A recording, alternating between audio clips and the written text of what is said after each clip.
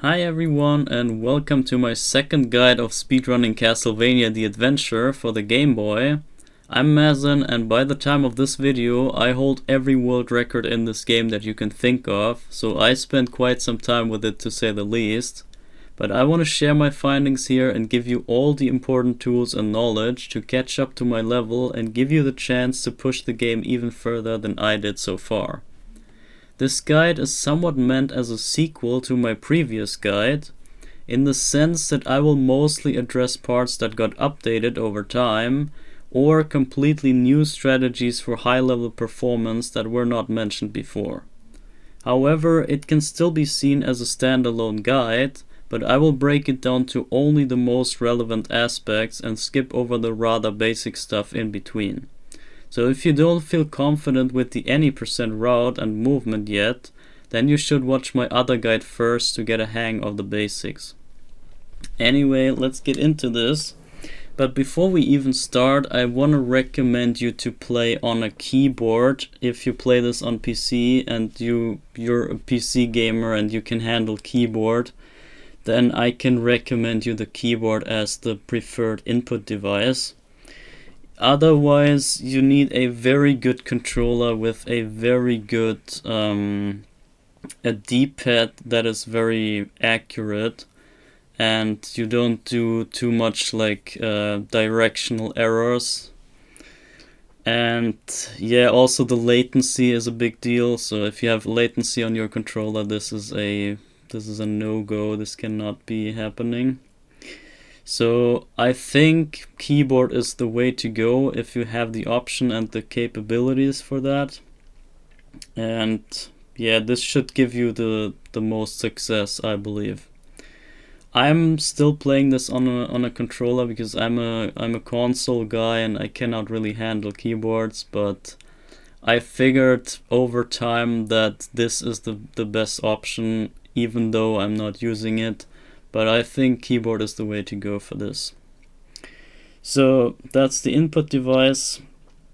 Then the next is the version that you want to play on. Only the 3 original versions of the Game Boy release are comparable to each other. So whatever collection version or whatever you otherwise find is not be able to be compared with the original release. So you can either choose the Japanese Game Boy version or the US Game Boy version or the European Game Boy version. All those work the same way and they are comparable and considered equal. So whatever you prefer, you can choose out of those 3 originals.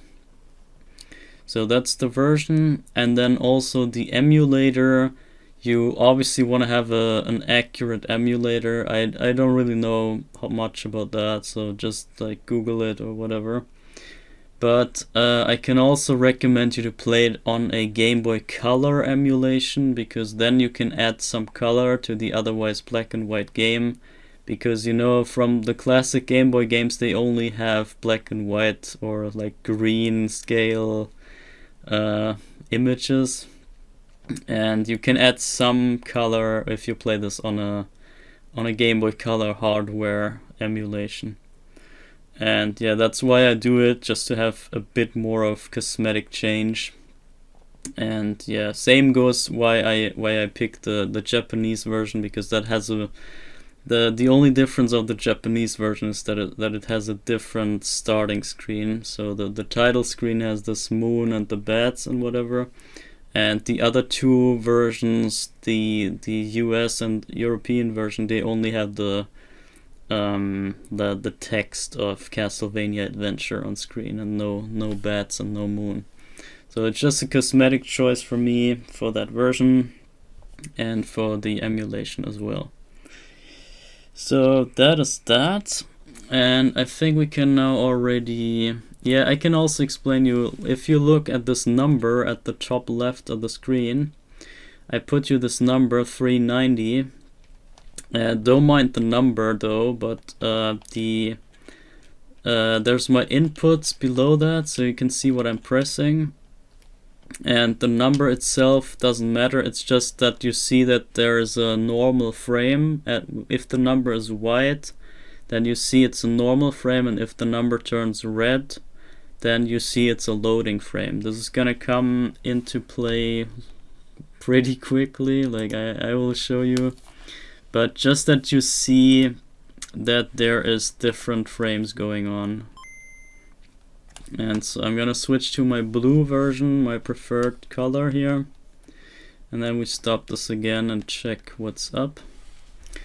So before we start the run itself, you gotta know where to time your run. So if you do a run like a normal RTA and you record it, and then you watch back the recording to find the accurate timing, then you want to go to this screen here, and then you see my inputs. I'm pressing start here, and you see it says the text says push start key, so I'm doing that. And then we advance a couple frames, and then you see the text is starting to blink, and once it goes away, that is the first frame of the run basically. But you don't count this as the first timed frame. This is just this is your reference point here. You take this frame, and then you check the number, and then you add 390 frames to that number, and that is resulting in the time that it takes for the game to start up the next or the first level. So you should be ending up somewhere like here, and this is the first frame that is being timed and counts as the timing in the RTA run. So just keep that in mind for the timing. Whenever you time runs, you watch back your recording, then you go to that first frame that the start text, press start key text goes away. So first frame, that text is gone, plus 390 frames, that is the starting frame. So that will be like frame 1 of the actual timing. So just that you know how to do that. So that's out of the way. And now I can explain you how this game even works, because it's a bit tricky to wrap your head around it at first. So if you come from modern games, this is very like outlandish to you. This is kind of unintuitive. And the problem is that this game has a lot of lag. So I can advance some frames, and you can see the number turned red in the top left corner. We have a red frame now. This is a loading frame. And in that loading frame, there's, I don't know, something being loaded, but I don't know what. But the deal with this is that during loading times, during frames that stuff gets loaded, you cannot do any inputs or do anything of significance to the screen's like situation. And so you want to work around all that lag, and the game designers, or like Konami, who made that game, they knew about this issue, and so they implemented a special way to input your movement in the game. So the way this game works, it has some sort of input buffer mechanic, I would say. And it works so that let's say you want to do an input. Let's say we want to jump here, and I'm pressing the A button. And now we advance one frame. And if I would let go of the button now, then it can happen that there's just another lag frame popping up right after. And if that's the case, then my input will not be read, and it gets forgotten basically. So the game is eating up your inputs if you do it the wrong way. And this is what most new players complain about in this game, that they can't really move because the game is eating their inputs and whatever, but they're just inputting it wrong. So the right way you do it is, whenever you want to do whatever input you want to do, there's not that many anyway, so there's only 2-ish buttons and the directions, but yeah, whenever you want to do something, then you press your input, you press the A button, and you keep it hold until it happens.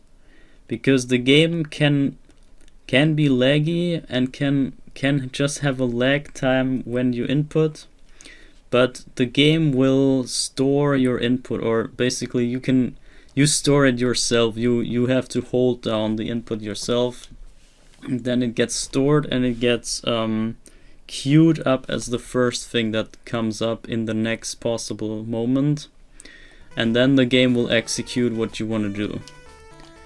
And if you just press your button one frame and then let go again, this will just not work the way you want, because this game has so much lag. It's like 30% lag in the game on average, so it's quite a good bunch. But this is how you work around that. You want to make use of the input buffer system, and this is the way how you input. Just hold your stuff down until it happens, and that's how you deal with this whole issue. And then the entire speedrun here is also more focused on reducing the lag times, the loading times, other than the movement itself. So basically you spend time reducing the lag, and that however will speed up your time in the end, because then the game runs quicker because it loads less, and then basically you reach the end quicker just by the processing going on quicker, if that makes any sense. But this is kind of how you do this specific speedrun here in this game, and I find that very interesting. It's very different from traditional other speedruns. So it's not too much how fast you can reach the ending, it's how much lag can you reduce on the way to the ending, because that will determine how fast you actually get to the ending in the overall time. If we would just go by in-game time, then the run would look completely differently. But we obviously want to try for the real time, and therefore we have to take a lot of care of the lag reduction everywhere. So anyway, let's get started. So this is the first level, first screen. I'm not gonna tell you what to do here anymore. You can check that in the other guide. So I will just progress to a certain point here, and I want you to keep attention here to the mudmans, how they spawn and what they do. I mean, not right now, but in general. If you run this game, then I want you to experiment here with the first section here. And so let's say you want to get to this kind of position, and you see there's a mudman popping up on the top left, and this is the crucial mudman here in this section. You want to make it so that this mudman shows up at as much left as possible, because you need him on the screen here. So this is the first expert tip, by the way. So we start off with the expert time saves. So there's kind of a secret second that you can squeeze out of this first screen if you do it right, but you have to manage the mudman spawns in such a way that the last one here, that this one that is on screen here, that he is so much to the left in this screen, in this situation here. Once you reach this staircase here and you want to jump up the staircase, usually here where I am, there should be another of those jumping guys. So there should be an enemy here, but he's not being loaded by the game because that mudman was still on screen while we approached this place. See, there he is. This is the normal way that this screen should work out, but we make it so that there's a mudman on screen, and because there's an enemy there already, then the game thinks, okay, I'm not gonna load another one. So then we have the the crawler guy here being gone, and then yeah, he just respawned. And then because we travel the screen, then we also move away from the mudman that is still on screen that made this even possible. And that will make the mudman go away just by scrolling him out of the screen. So we unload 2 enemies just by walking, basically. But it comes down where that last mudman spawns. If he spawns further to the right or further to the left, that depends how you deal with the stuff before. And you can experiment about that and figure out stuff there, because I'm not gonna do that. This is like, I'm not gonna invest any more time in level 1. I played this to death already, so I'm done with this. But I'm just telling you, there is a time save somewhere hidden there in that first section, and it depends on that last mudman. That's all I give you here, and that's also all I know, to be honest. But yeah, there is a time save there which has not been explored yet. Okay, then here there's a candle at the end. And here's a rope. So whenever you climb ropes, this is the slowest movement in the game. Climbing up and down ropes is the slowest movement. And whenever you want to do that, you have to make sure that there's no additional lag on screen. So this candle, that is where the fireball is. The candle we got rid of here has to be gone by the time you reach the rope and climb it up, because otherwise you have extra lag here and you don't want to slow even further down. So make sure that you get rid of everything on the way to a screen where there's a rope that you want to climb. Make sure everything is gone that you can take care of as you reach that rope, and otherwise you just lose time for no reason. And yeah, it's just a time save that's super easy, and you don't want to miss out on that easy time save. So moving on, we can exploit that buffer input buffer mechanic that I just addressed. So here we have we climb up to the next screen, then we have this loading screen here, or it turns white and you see red frames, loading frames. This is nothing else but just a long lag. You can think of it as just a bunch of lag frames chained together, and it's simply just what the normal buffer does. We can also use here. So for example, we can press the A button here and hold it down until the next non-lag frame, which is in the next screen.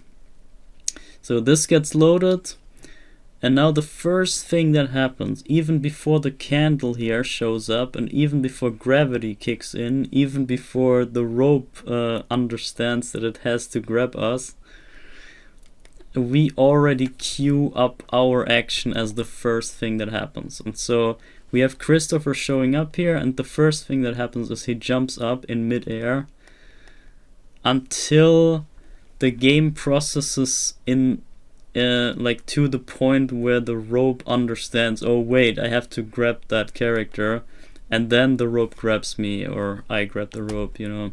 But the mechanic only happens when the rope is freed up from all the other lag, and only then the character grabs the leg. So we have a little head start in this screen here, just by abusing this buffer and buffering our jump as the first thing that happens. So that is how you exploit that buffer mechanic, and it also proves that mechanic to be true. This also shows you that this is a thing and it's not a made up idea of mine. So yeah, as you can see, we're up the rope now and we can jump it down just by simply jumping off. And otherwise we would end up like here and we can't jump off the rope. So we had to climb up in like the slowest movement possible and then jump over. So we saved a lot of time just by exploiting that little trick there. So yeah, just keep that in mind. It's the most crucial thing in the run. Just doing this buffer jump every time. You see it? There's this little jump. If I don't do it, then see, we end up down here and there's no way we can make it up there. We have to spend so many frames to climb up and then do this. You can also buffer other things, but there's only 2 other buttons left anyway, so you can basically buffer the B button here if you want to, and then when the screen shows up, then you end up whipping in mid-air on the rope before you grab it, but it's not really beneficial. And same goes for the start button. You can also buffer the start button, and you can pause the game even before anything gets loaded. It's kind of funny, but it's useless. But yeah, this is how the buffer works and this is how you exploit it. So I think we're gonna move on. This is all that you need to know there. Then here's another candle that would be on screen when you climb the rope, so you just get rid of that candle, and every object, every enemy, everything you can, you want to get rid of before you climb ropes. Pretty obvious. Then we move on here. This is all basic movement, I'm not gonna explain that. However, here is the next expert trick. I call this the early bird because we kill the bird early, that's gonna pop up there. And the way you do this is really hard. It's basically a test trick, but it works like 50-50, I would say, in real time. So if you walk up to this little ledge there, you want to be as close as possible and then jump so that you end up on the furthest point possible on that floor. And then also you want to have your whip out before you land so that the fireball preferably goes lower than this.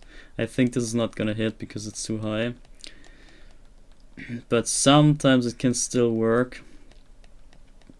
It still works. So you see that little creature guy coming up?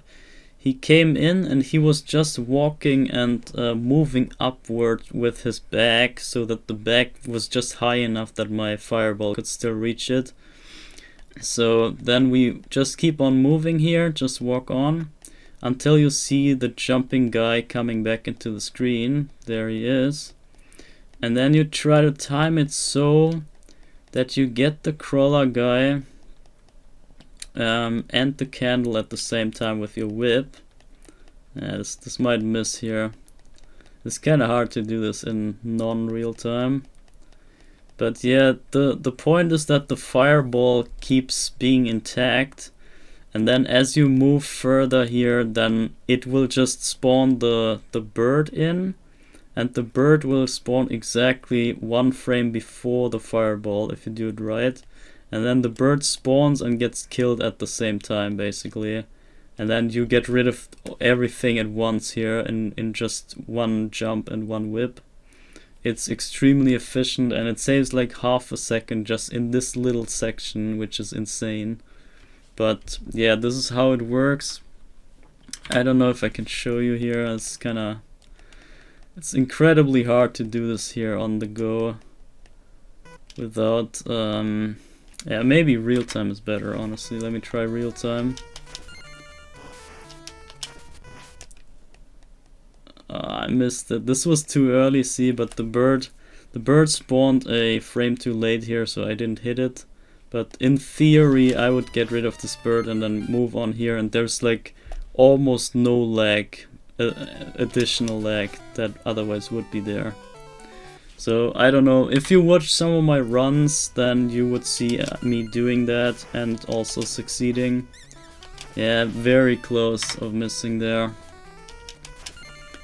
It's not that hard. If you did it a few times, it's not that hard, but getting the hang of it is pretty, yeah, there it is.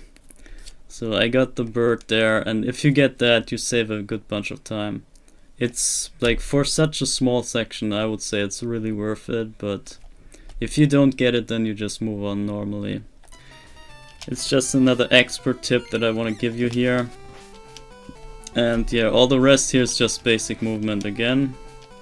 And here, whenever you reach a rope, you want to grab it as high as possible, obviously to minimize the climbing time.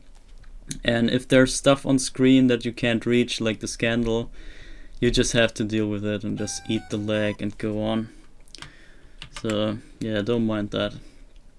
So then the next screen, we do the buffer jump again as always.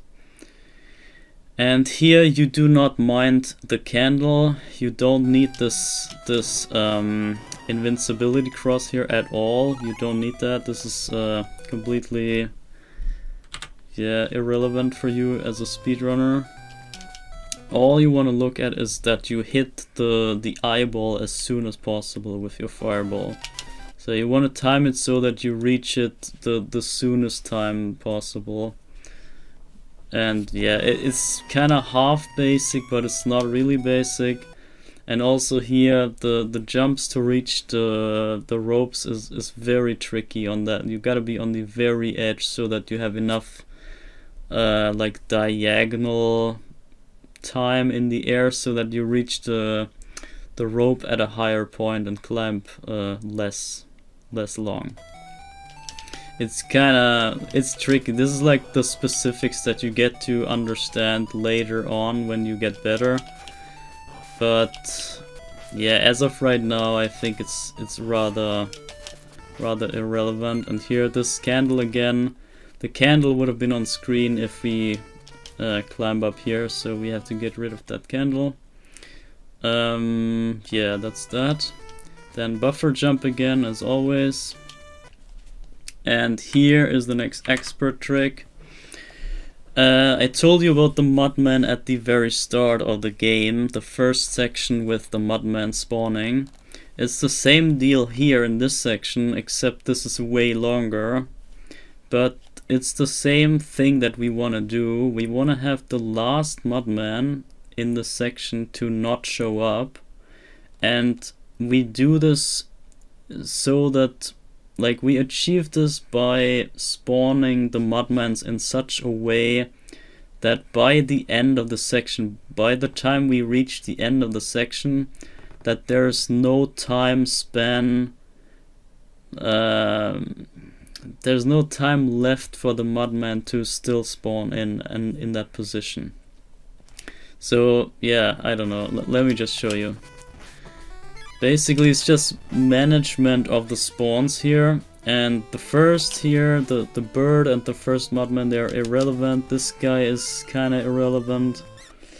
And then once you reach this bird, this is where it gets a bit more tricky, but I figured out a consistent way to get around this issue. So once you reach this place with the second bird showing up, then you will also have this Mudman showing up, see? And this Mudman, you want to get him as early as possible, no matter which position he's in. So let's try to get that. And now the thing is, if you land here and you do the perfect landing, and you land and turn around, frame perfectly, and then you whip, frame perfectly, and you get rid of the bird as soon as you can. This is too fast. This is gonna be too fast. So I can show you, if we move on now, we will have one more Mudman here on the way. We get rid of him, and now we will have the crucial Mudman. Okay, obviously now we don't. So there is a way, if you go super extra mega quick, then you can also get it. So this was probably that. If you do it like really efficiently, basically tassing this entire section, make no mistakes and no turnaround waste of time or anything, then you can also get just there in time to have the Mudman not spawn. But this was rather lucky here, so this is not what I want to show you. So if I do this like a bit later, then this should not work anymore. But it just comes down to the entire management of the Mudman. Okay, whatever. I don't know, this is like, obviously, when I want to show it, then it doesn't work. But yeah, let me just tell you the strategy that always works, which is when the Mudman here comes up, you wanna walk backwards a little bit here on that bird and then kill the bird. So you want to waste time on this bird on purpose. So like this, walk backwards, then get him, and then you will have another Mudman spawning here. And this is technically the same Mudman you just killed, he just spawns again. But you want that so that you can get rid of him here. And because of the explosion of him being on screen still, that like delays the time a bit until the next Mudman comes, and this delays it just so that the last Mudman does not come in the time, so kinda like this. And then you can move on here and don't have to deal with the last Mudman. Because here it's such an awkward spot and you don't want to deal with that guy. And overall, I think there's like another second or at least half a second that you can save in this entire section. I would rather say it's 1 second, maybe even more. Depends how you do all of this. This is kind of still a mystery to me, or like I haven't really invested too much time in figuring out the Mudman spawns. But that is one of those expert tricks that I can give you as well. So just manage the Mudman spawns, or you can even maybe investigate in that direction if there's like, if you have the time or motivation to figure something out there, then you can do that. But this is, I just give you the crucial info that makes you understand what the actual issue there is. And it's just that the last Mudman, you want him to spawn in a place that is favorable for you, and that's the whole deal about this section. And then here the boss fight is very basic rather, but you have to understand for whenever you fight knights, so be it this knight here or be it the knights in level 4, whenever you fight knights you wanna jump, whip, and then whip again. So the trick is that you whip twice in mid-air, so that you get the second whip out before you land on the floor. So this whip right there, that you initiate it in mid-air before you land, that is the crucial part.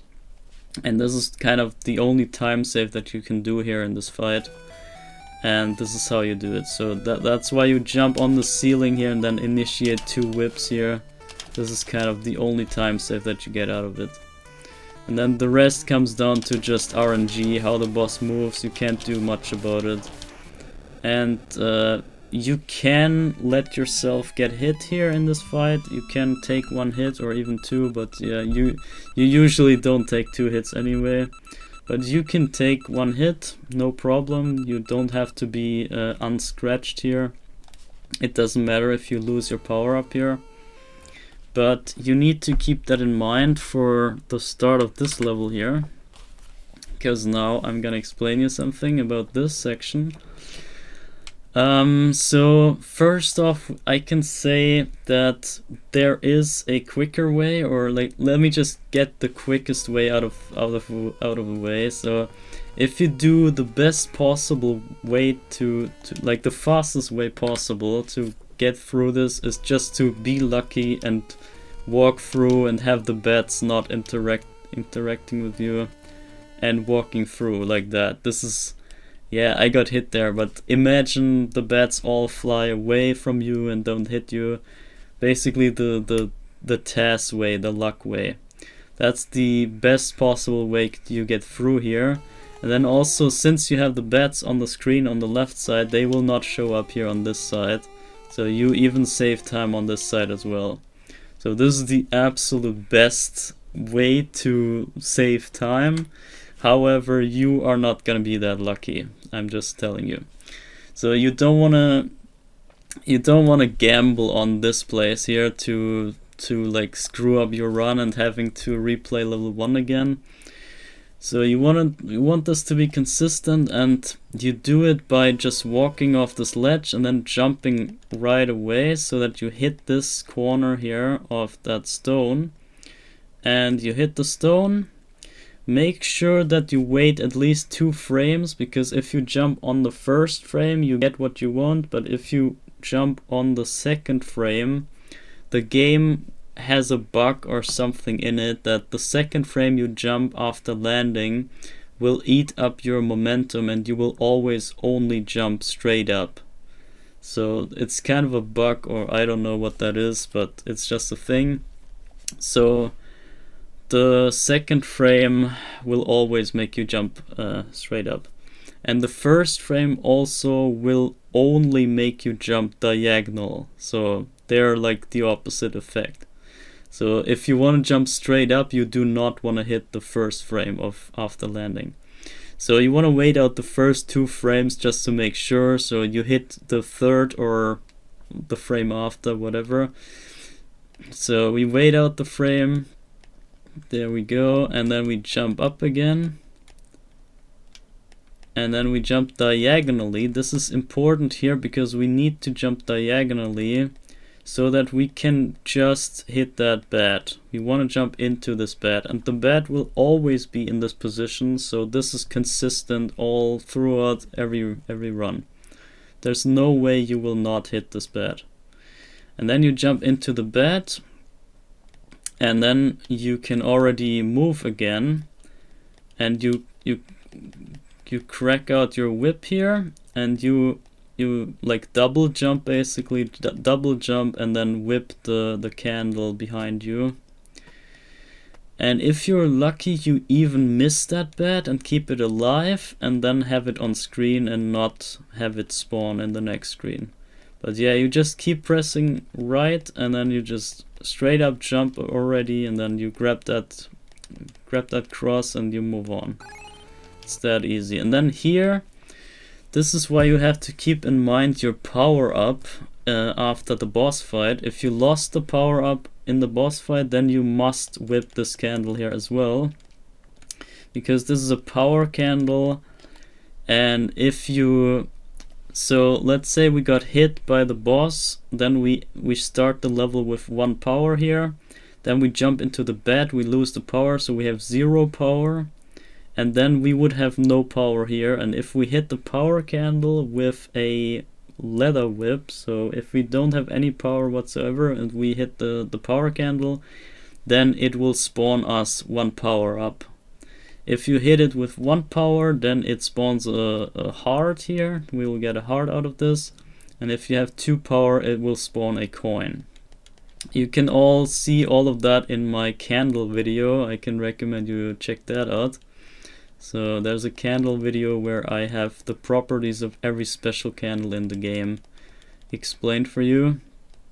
So there's the heart, but this would be the crystal ball in the other case. And then you need to grab that and move on.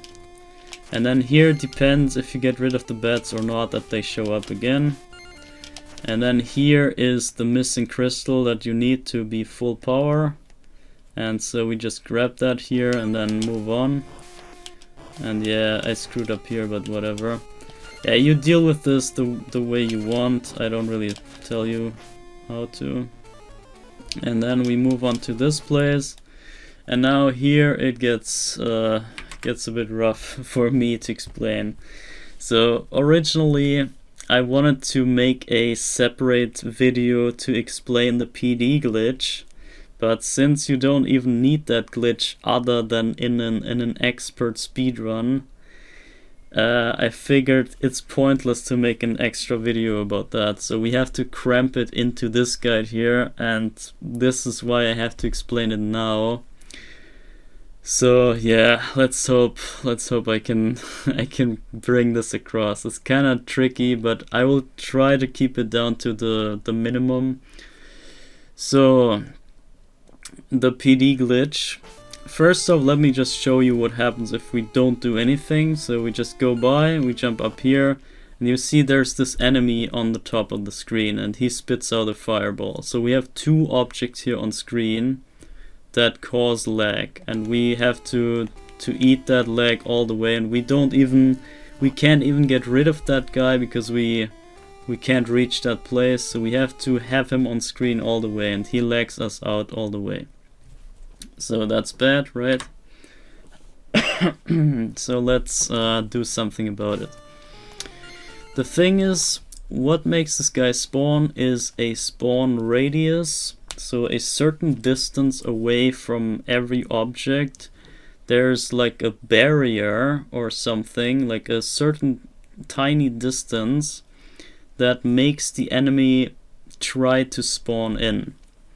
And this distance is right where the coin is, basically. So around, yeah, you see he's on screen already, so it's like a slight bit before the coin. And I would say it ends about after the coin, so kinda here.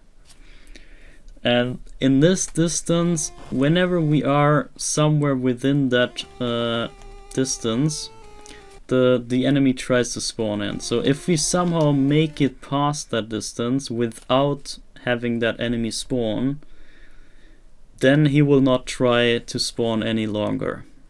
So the trick is to bypass this little slight distance that, like, let's say the coin is the distance. It's roughly indicating that distance here anyway. And we have to get through this little chunk of space without the enemy wanting to spawn, or managing to spawn rather. It wants to spawn real bad, but we're not gonna let it. So how do we do this?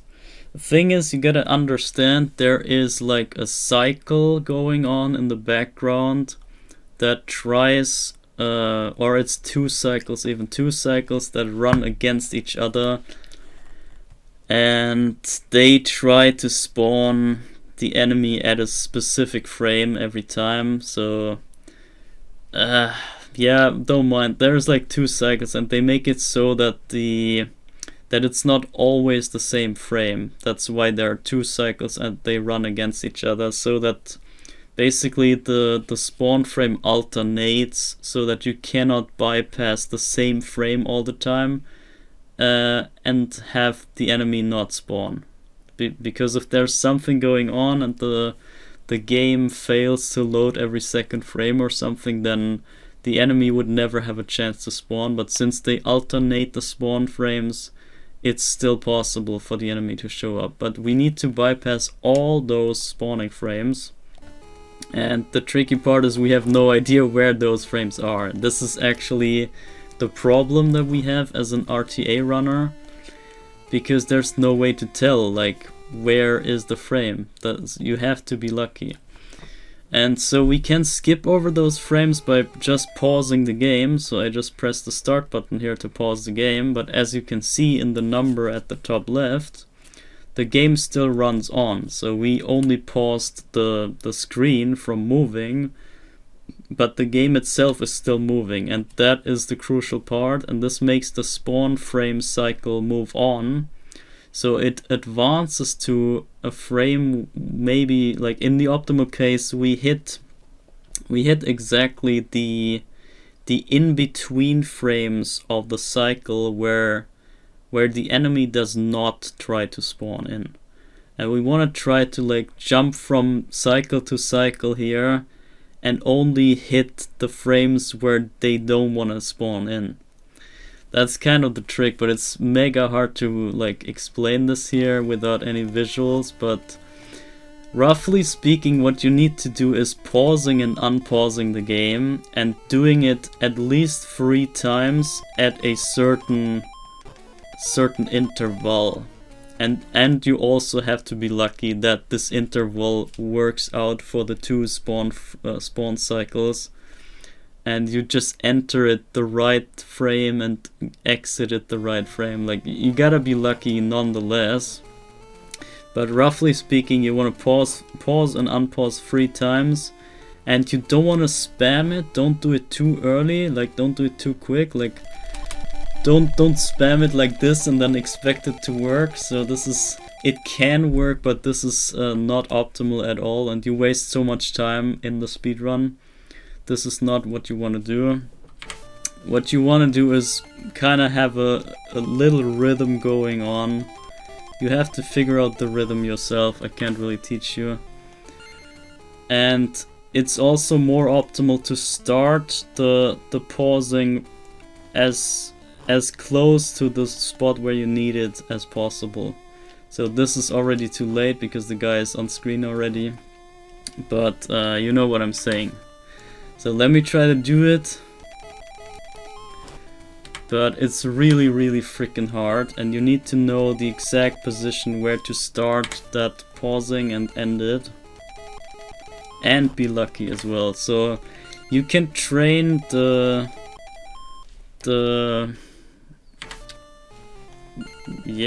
spacing of the pauses. You can train the interval that you press it in, but you cannot influence the frames. You cannot know if you hit the right frame. It's just a matter of testing at this point. This is, I don't know if I can even show you, maybe not. It's not really worth it here, but consider the top guy not be on screen, and just memorize that the trick is that you just want to pause and unpause 3 times. I figured that 3 times is optimal. You can do it in 2 times, but this is only possible in the perfect frame constellation. So this is only task possible if you do it with 2 pausings. The optimal way, I would say, is 3, because you make sure that you have the best in-between time that you can get. And it's the least amount of pausings that you need in the entirety of the thing.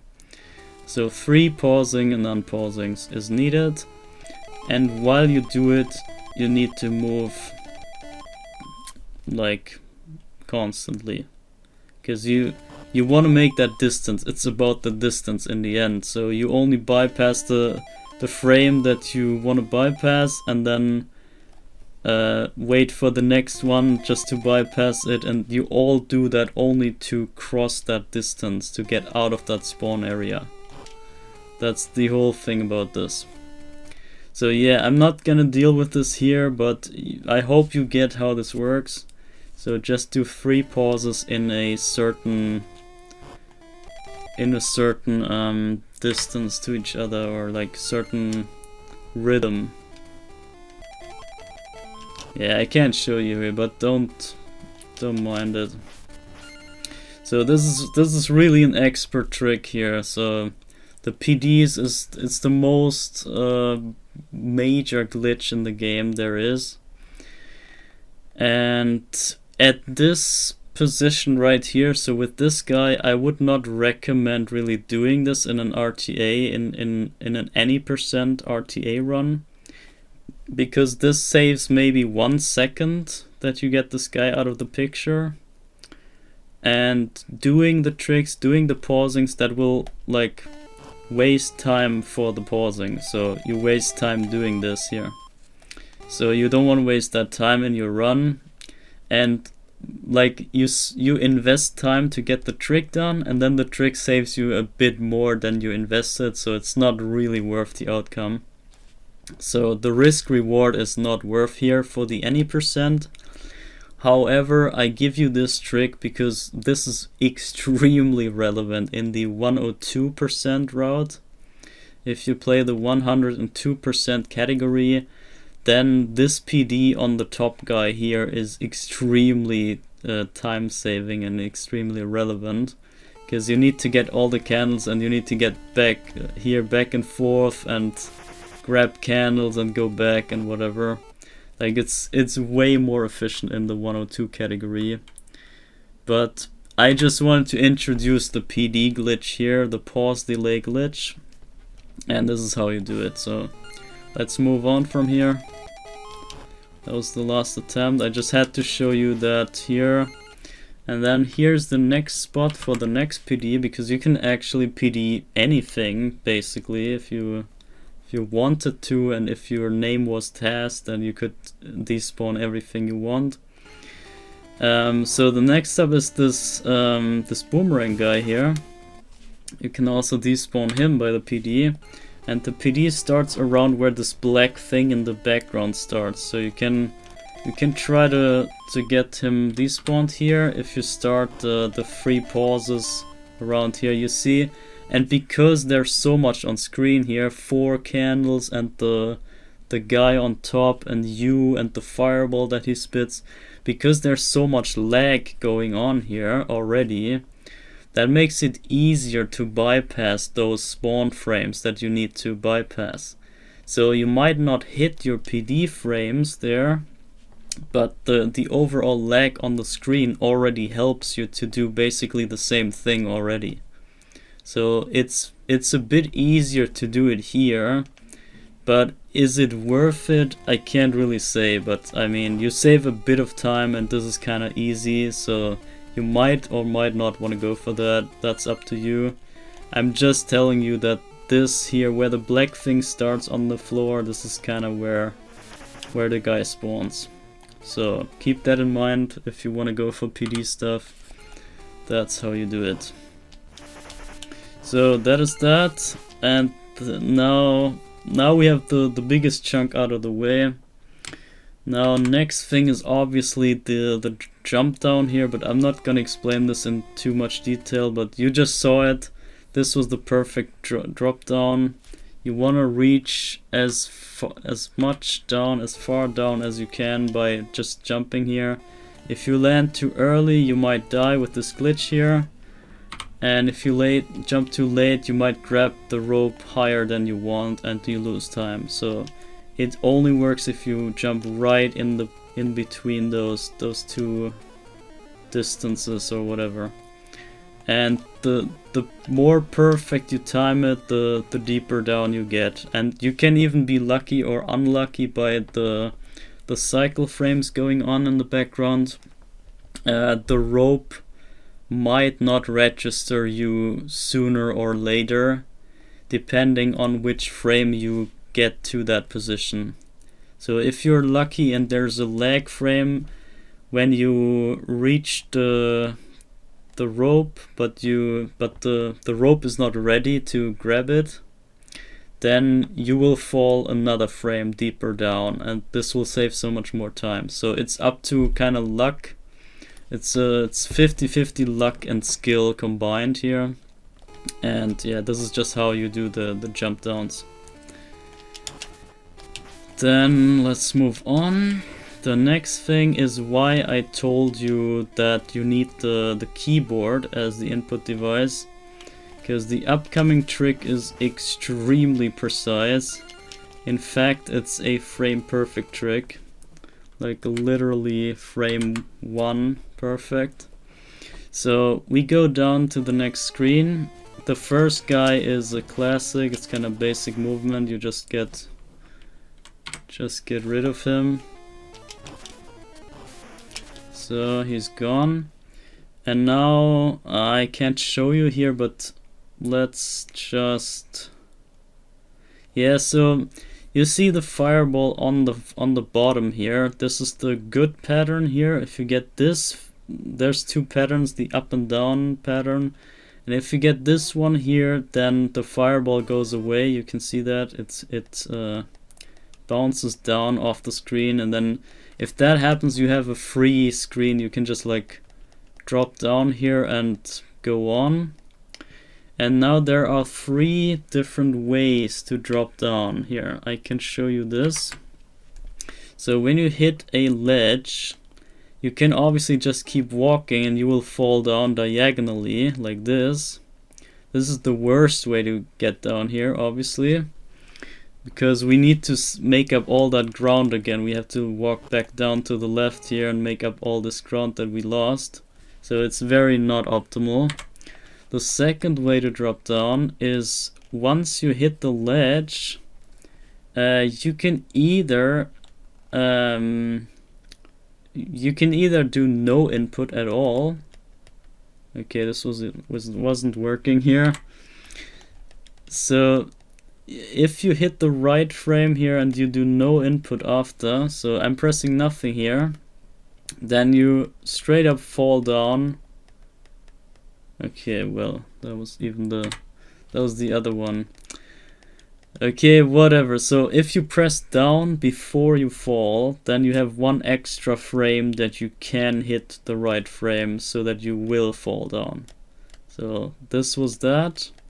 And now I'm dropping straight down. You see, my momentum got cancelled and I just dropped straight down.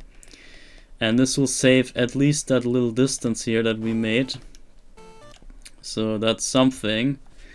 However, if you have a really good controller or keyboard for your input device, you can even, if you're really skilled, which you need to be at some point, especially here in this level, I recommend you to train this exact spot right here. It's extremely crucial to get consistent with your runs. So if you walk all the way to the ledge and you know, okay, this is the frame where I fall down, and then if you just press the other direction at that frame, then you turn around and reverse your momentum. So we keep our momentum and fall down. So we have the maximum time save here. We even make some distance, you see that? We fall diagonally down. And the crucial part here is that we face to the other direction. Because, you know, we cannot deal with any fireballs here on this side if we don't face in their way. So that is the crucial part about this screen here, because this will just straight up kill your run if you get here in the wrong pattern. So let me see, maybe we get it. Okay, now that was the good one again. We need to be lucky to get the other. There we go, that's the other pattern. So see, now we have this pattern where the fireball bounces upwards and then gets reflected from that wall and then comes back into our area. And now if we just drop down as we did before, let's see if I can do that, then you see there's no time to even get down in that time. There's no way, because the fireball will just get there. And this is why the turnaround trick is so damn important, because we need it just here. I might actually be late here because I didn't expect this to happen. And I didn't make it here in the correct timing, but let's see if we can maybe still make this work.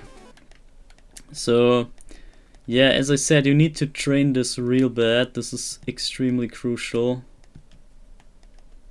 And then you turn around and you drop down, and you gotta wait a little bit before you use your whip, but then you can use the whip. And then you should be able to deal with this fireball sometimes. I was too late here, as I said, but this is kind of how it works. You want to do the turnaround drop down or reverse drop down or whatever you want to call it. And that way you can deal with this pattern here of the fireball. And because you're now able to get through the screen, no matter which pattern you get, that makes you able to just keep the run alive no matter what happens here. So this depends no longer on luck.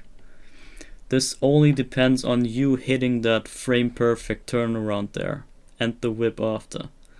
But if you manage to do that, then this is no longer an RNG room or kind of like 50-50 room that it was before.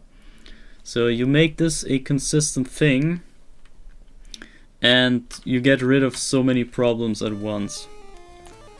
So yeah, I might not be able to show you here, but you get the idea, right? Oh my god, I almost got it. Yeah, but this is how it looks, and then you get rid of that fireball, and then you also have to react to the next fireball, because the guy will just spit out another one right when you make it down. So let me see. Let me see if we can do that. Gotta wait a bit longer, maybe like here. You have to train this, as I said. This is very, very crucial. Yeah, I can't do it. It's whatever. Yeah, you can check some runs from me. I think I had some runs that had that in them. But just make sure you get through this room by this trick. It's very, very relevant for the run itself, to keep the run at a good pace and keep the run alive and don't have to wait for the other fireball or whatever. And yeah, it's very, very crucial for the expert run. That's all I'm saying.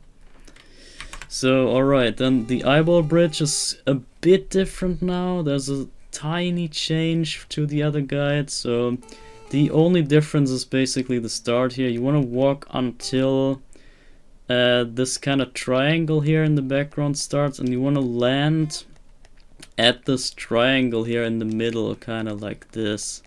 And you want to land with your whip out so that the whip shot travels further, and then you turn around left and you whip again, and by the time you do that, your fireball will already hit the eyeball on the right side, and you already get the next fireball, because if the fireball would still be on screen and you whip again, you would not have a fireball. There can only be one fireball at a time, and this just works out in such a timing that you get the fireball back when you need it here, and then you hit both those eyeballs and you move on. That's the only change basically. The rest is the same pattern here. You drop land here, you turn around, get that. It's the same deal as in all my runs. Just watch any run that I do and then you can look up this pattern there. It's always the same. And this is the triple spawn there. And same here, you hit that, you turn around, hit that. Here the candles don't really matter. You can get them or not, whatever you want. I usually just get them for comfort, but yeah. And if you hit them or not, if you destroy the bridge or not, is also rather irrelevant. And then the ending is here, the 2 shots on those. And then I was strategizing here to maybe keep the candles here intact and then jump down the rope shaft so that I have more lag, and then make it further down the shaft maybe if I'm lucky and the additional lag causes me to drop down deeper, which saves time. But then even if I'm deeper, I still have to at least travel half the screen here down, and then I will still have the lag from the candles here, so I don't think it's worth to leave the candles there. So usually I get rid of them and just jump down the rope shaft here. But same deal here, you just want to get a real deep drop down here. The deeper you get it here, the better, because this is the deepest shaft you can get and the deepest drop down you can possibly get in this entire level. And if you're really lucky, this can go like extra deep. This can go like deep like this. You can end up here when you grab the rope. It's insane, but yeah. Just try to get a good drop down here. Try to not mess up the spacing here. Very crucial for the run. But yeah, you can't too much influence this, because it still depends on the lag and the frames that you get and the luck you have and whatever. So, however, now speaking of luck, this is the only part in the run that is actually considered luck dependent. It's obviously not real RNG luck, but you see, when we get down here to this room, there's no way whatsoever that I can influence anything here. The only way I can do anything is like walking to the right here. And you see, if you get bad luck like this, I don't think I have time to turn here and whip in time. Yeah, there's no time. See, I just got hit. And that's it. Like, there's no way I can do anything. So you gotta be prepared that you could just get knocked down here by the eyeball really, really early. So whenever you come to this room, you want to make sure that you react to the eyeball, or you can even preemptively turn to the left and then make sure that you face to the left side once the eyeball comes down, so that the knockback from the hit hits you to the right side and not to the left to lose your time. And then also, while getting knocked down, you can also crack out your whip and get rid of the eyeball at the same time. So this also makes you a bit easier, makes it easier for you to deal with this eyeball here, and then you can move on and yeah, do the run. But you have to sacrifice one power up here if you get the bad luck with the eyeball. It's just what it is. Like, the only thing is that you can be prepared for this to happen. And if you be lucky and you get like this pattern, this might work. No, I'm not quite. Yeah, if you're lucky and you get the task pattern and you have enough time to make it down unscratched, or you have enough time to walk here, then you can do the task whip, like walking far enough so that you can turn around and whip the eyeball on the floor. This is the optimal case, obviously, but most times it comes down to you getting hit and then you just do this and then move on. But now we have the issue, we lost our power up here. See, this is not really a problem in that sense, but the problem is this room here, because now we depend again on the good pattern of this fireball. This is the good pattern, but if we get the other pattern here, we are screwed. We cannot keep the run alive. So the same deal as with the mirrored room before the eyeball bridge. It's the same deal here. You need to make sure that you can do the drop down turnaround here, or the reverse drop down, whatever you want to call it. So you want to do this, do the turnaround and wait a little bit and then crack out your whip, and then you should be able to get the fireball when you get down. And then you also have to deal with the next fireball here, but this is up to you how you do it. And then you need 2 hits for this guy, because now you lost your power up and then you only do 2 damage and have no fireball. And those guys have 4 HP, so you need 2 hits on him. But this is a very minor time loss if that happens, so this is fine. And then you move on and just recover your power up with that next candle there in the middle. And yeah, this is how you consistently get through level 2 with that turnaround glitch.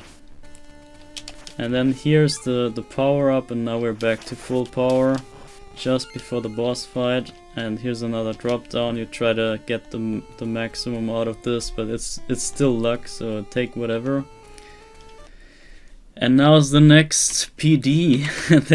There's even more, like it's PD and a new strategy.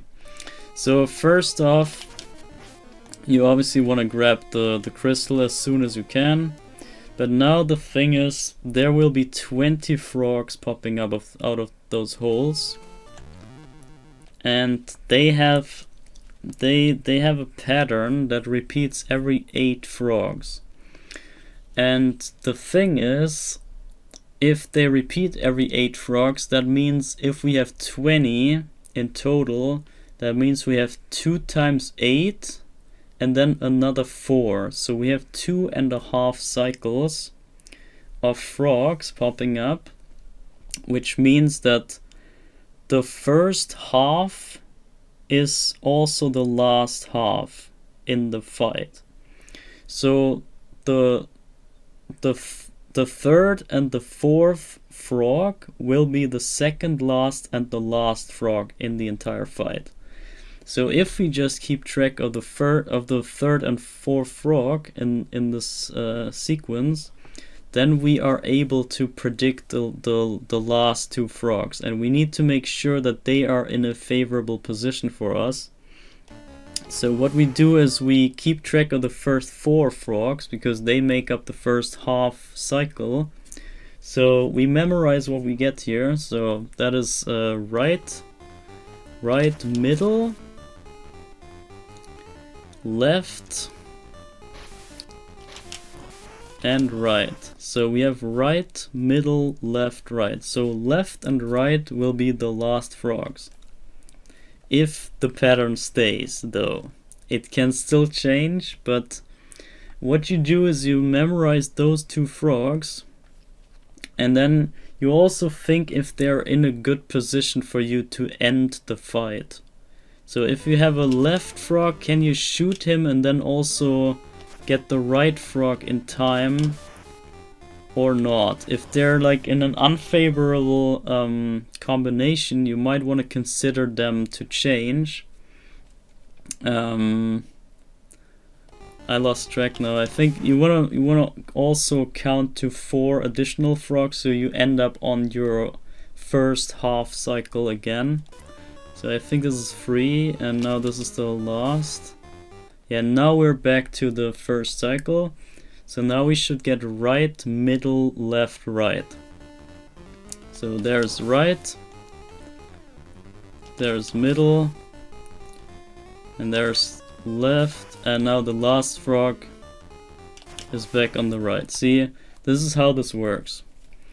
But obviously, since you might or might not get the frogs in the perfect frame when they show up, you might take longer to react for them, or you might walk around a bit to adjust your whatever position here, or the frogs just lag more. Everything that happens on screen can make it so that the frogs decide for different holes. They used to keep the same hole all the way, but the frame where they decide to go for that hole, that can be skipped by some lag happening or whatever. And it's the same as a PD. If you skip over that spawn frame of enemies, it's the same deal here. If you skip over the choosing frame of their holes here, they might choose another hole, and then they end up in an unexpected position, and you cannot like react for that, or you cannot anticipate what they're gonna do. And that's really bad, because you want to end the fight the soonest way possible. So you cannot have the frog screwing up with you. So see, now here we are on the last half of the cycle, and now we have the frog not showing up on the right but on the left.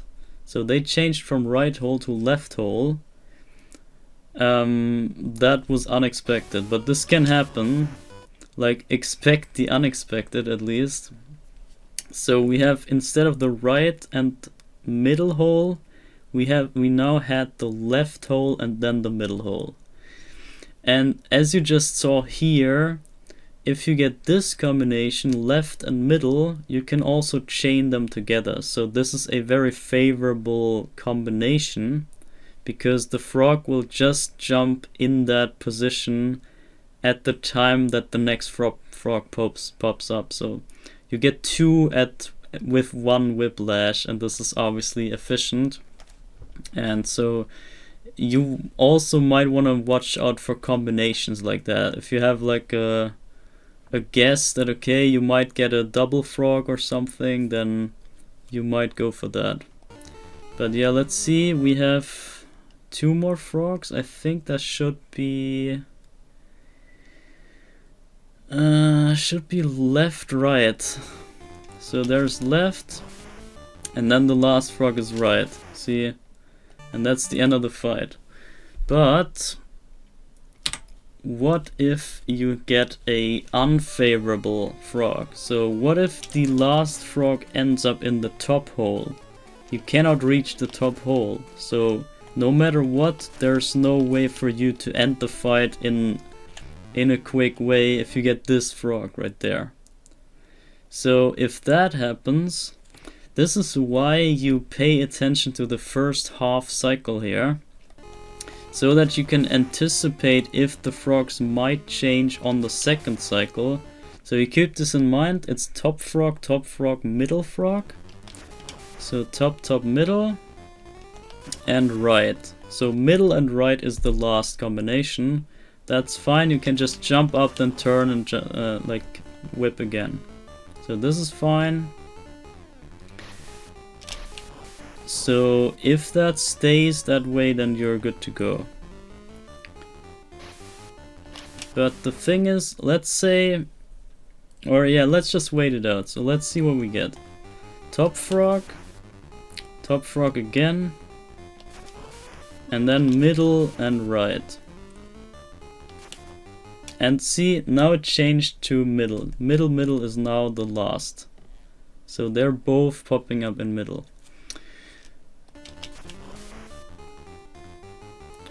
Yeah, let me quickly get rid of this half cycle here.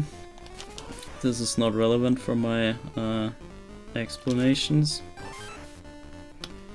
But I hope you understand how the frogs at least work.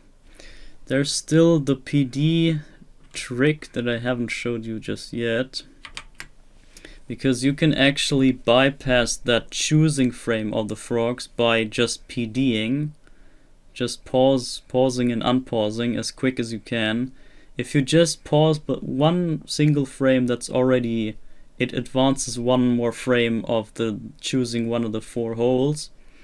The only thing that can happen if you do a PD is that you skip exactly 4 frames and then you end up on the same hole again. So you make the frog from top hole decide for another hole, and then he decides for another hole, but it's just the same hole again, you know? So if you end up hitting exactly a multiple of 4 frames in your PD, then you're just out of luck and he spawns in that same hole again.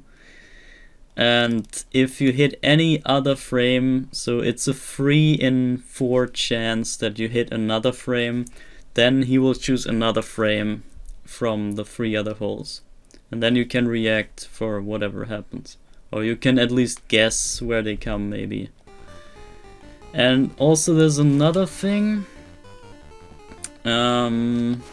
Another rule about the frogs. Yeah, you see they were both in middle hole, but I'm now going back to the cycle, and we now have the 2 top frogs showing up and then 2 middle frogs after. But I'm gonna PD the, let's say, 3rd frog. I'm trying the 3rd frog to show up in a different hole. So let's see if that goes well. So that's the 1st. The 2nd, okay. I don't know when exactly you need to do the PD. You might want to investigate in the timing. You might want to do it like earlier. Maybe here. Yeah, still not. Or I hit the 4 frames, could be.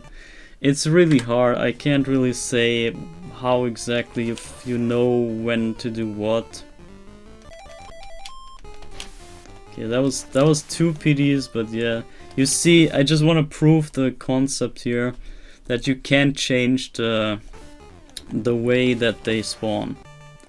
And then there's another thing I want to address, is that frogs can only they can only be 3 of the same hole at the same time. So naturally there's only at most 3 of the same hole popping up. So you can already know, okay, if there's 3 frogs in top hole, the next frog will not be in top hole. That's like a given. And another extra trick is that you can do this. You can do a lot of ducking, spam down the ducking.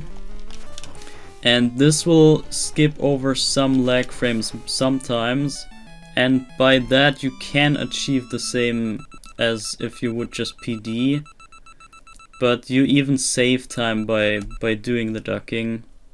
Like, it sometimes skips over lag frames, so it can save a very, very, very minimal amount of time. But you're rather there for changing the frog holes. And so this is another option. So you either reduce frames or add frames in order to make the frogs decide for different holes. It's kind of complicated at first, but I think you get the hang of the frog fight once you do this a bunch of times, and then you get more used to how this works. It's not that crazy hard, but it needs a good bunch of focus and attention. And yeah, gotta practice a lot, obviously. Alright, moving on. Okay, I screwed up here, but it doesn't matter. So once you reach this candle, we approach the most crucial PD in the entire run, or one of two. So here's the same deal. We can walk freely, but once we cross this point here at the candle, this is where the come on, where is it? There we go. Once you cross this point, then the screen will move, or the floor and ceiling will move. So we want that to not happen, because we just want to keep walking and we don't have to like waste time here waiting and then going out of this hole again, and then also having to destroy the screw here. There's so much on the way we can avoid, so all this can be gone if we just hit that PD. And the PD, as I said, is around where the candle starts, like here, and it ends around where the candle ends. So it's kinda, the candle is basically showing you where the PD is. You can, even if you're fancy, you can also whip it and get the coin out for the same effect. However, I would not recommend this, because by the time you get here, you might misplace yourself or do whatever, and then you might screw yourself by the timing. So I think it's a bit easier if you just leave the candle intact. And if you fail the PD, then you can still turn around, get the candle, and then get into this hole here. There's still way enough time to do that, and you don't know what to do anyway, so you can get the candle afterwards. But yeah, keep it intact and try to do the 3 pausings here to get through this barrier of spawning. And if you manage to do it, then you will be pleasantly surprised. It's really hard though, I can't really show you here. It kinda sucks to show it, you know. I wish I had like an efficient way to do this, but yeah, as I said, it still comes down to luck and the specific rhythm that you press your button. Yeah, you will see this eventually if you try long enough and you try different rhythms. So maybe you want to try to do like quicker intervals or shorter, like this. Everything can work, but you gotta figure out what the best way is. But it needs to be a certain quickness, so you can't be too slow, because you need to pause, I think, at least every 5 frames or so. So it must be definitely within 8 frames that you have to pause again to not catch the 1 frame that is the spawn frame then. Yeah, I don't know. I can't really show you here. Let me actually try something. I can maybe test this real quick. Give me a second.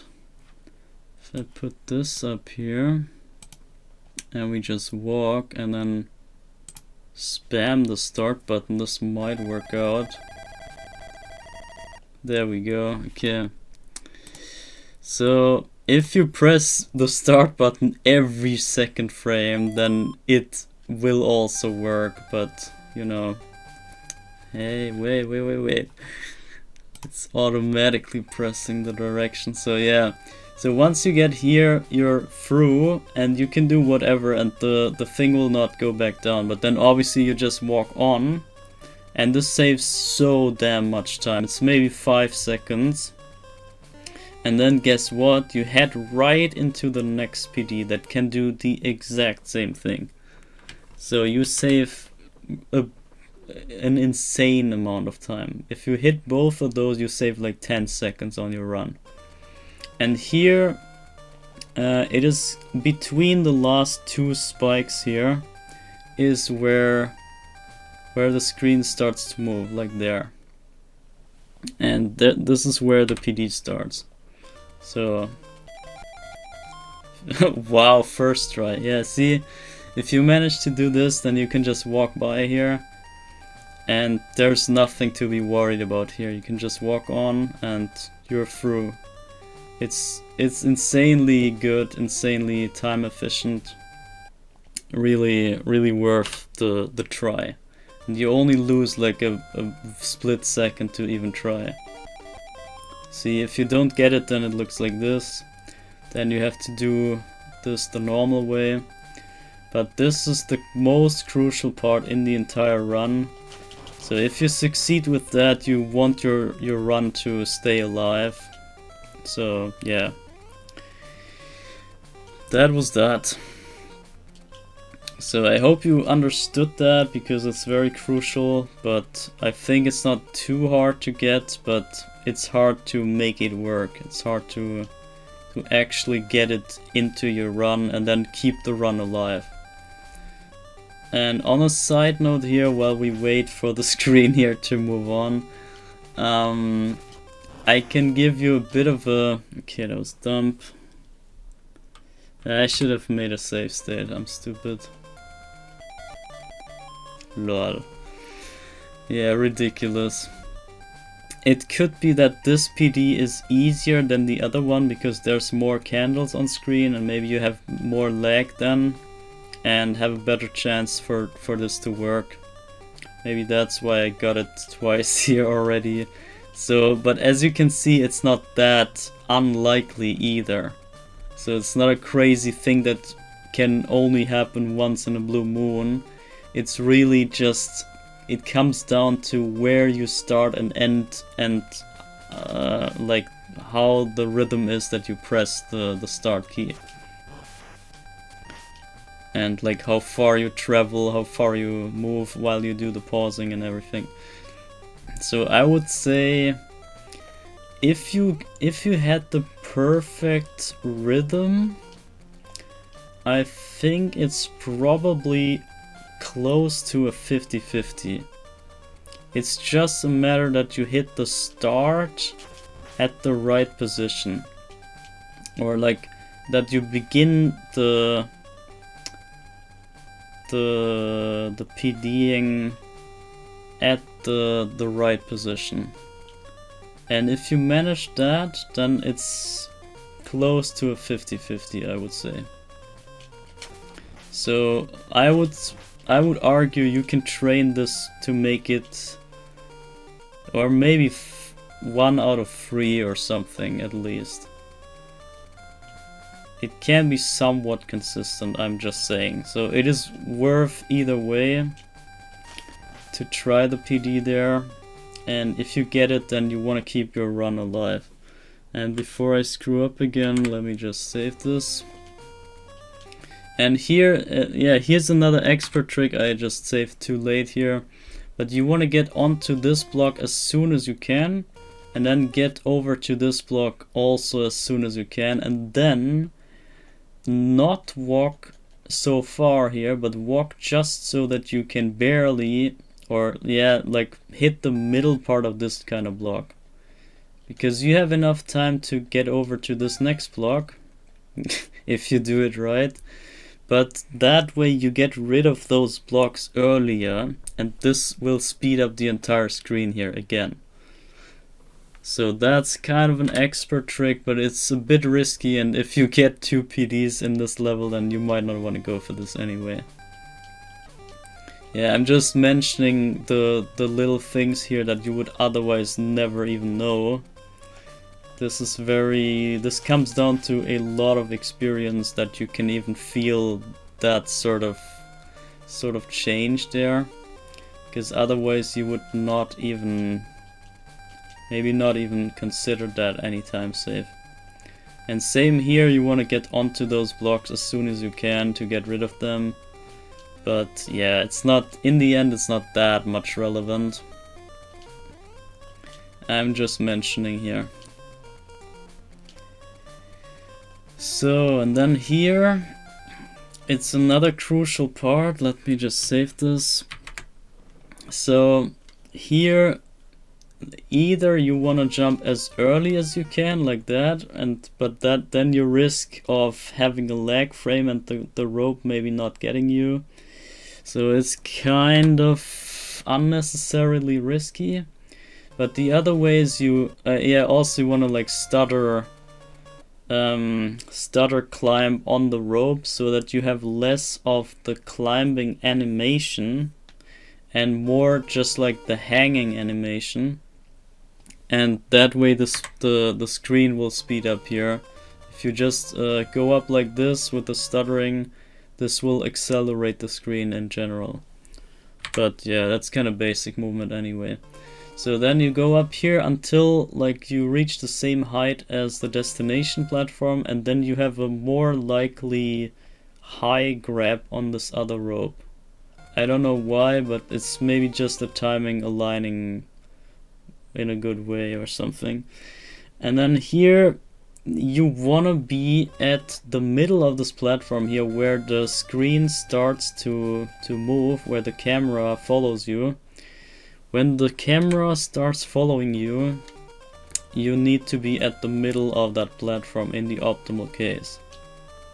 So like you never want the wall here to show up on your screen. This is really bad. If this happens, then you're in trouble. You will lose so much time in an expert level run. So try your hardest to get over to the side as soon as you can, and try to get the camera moving here before the bottom spikes even disappear.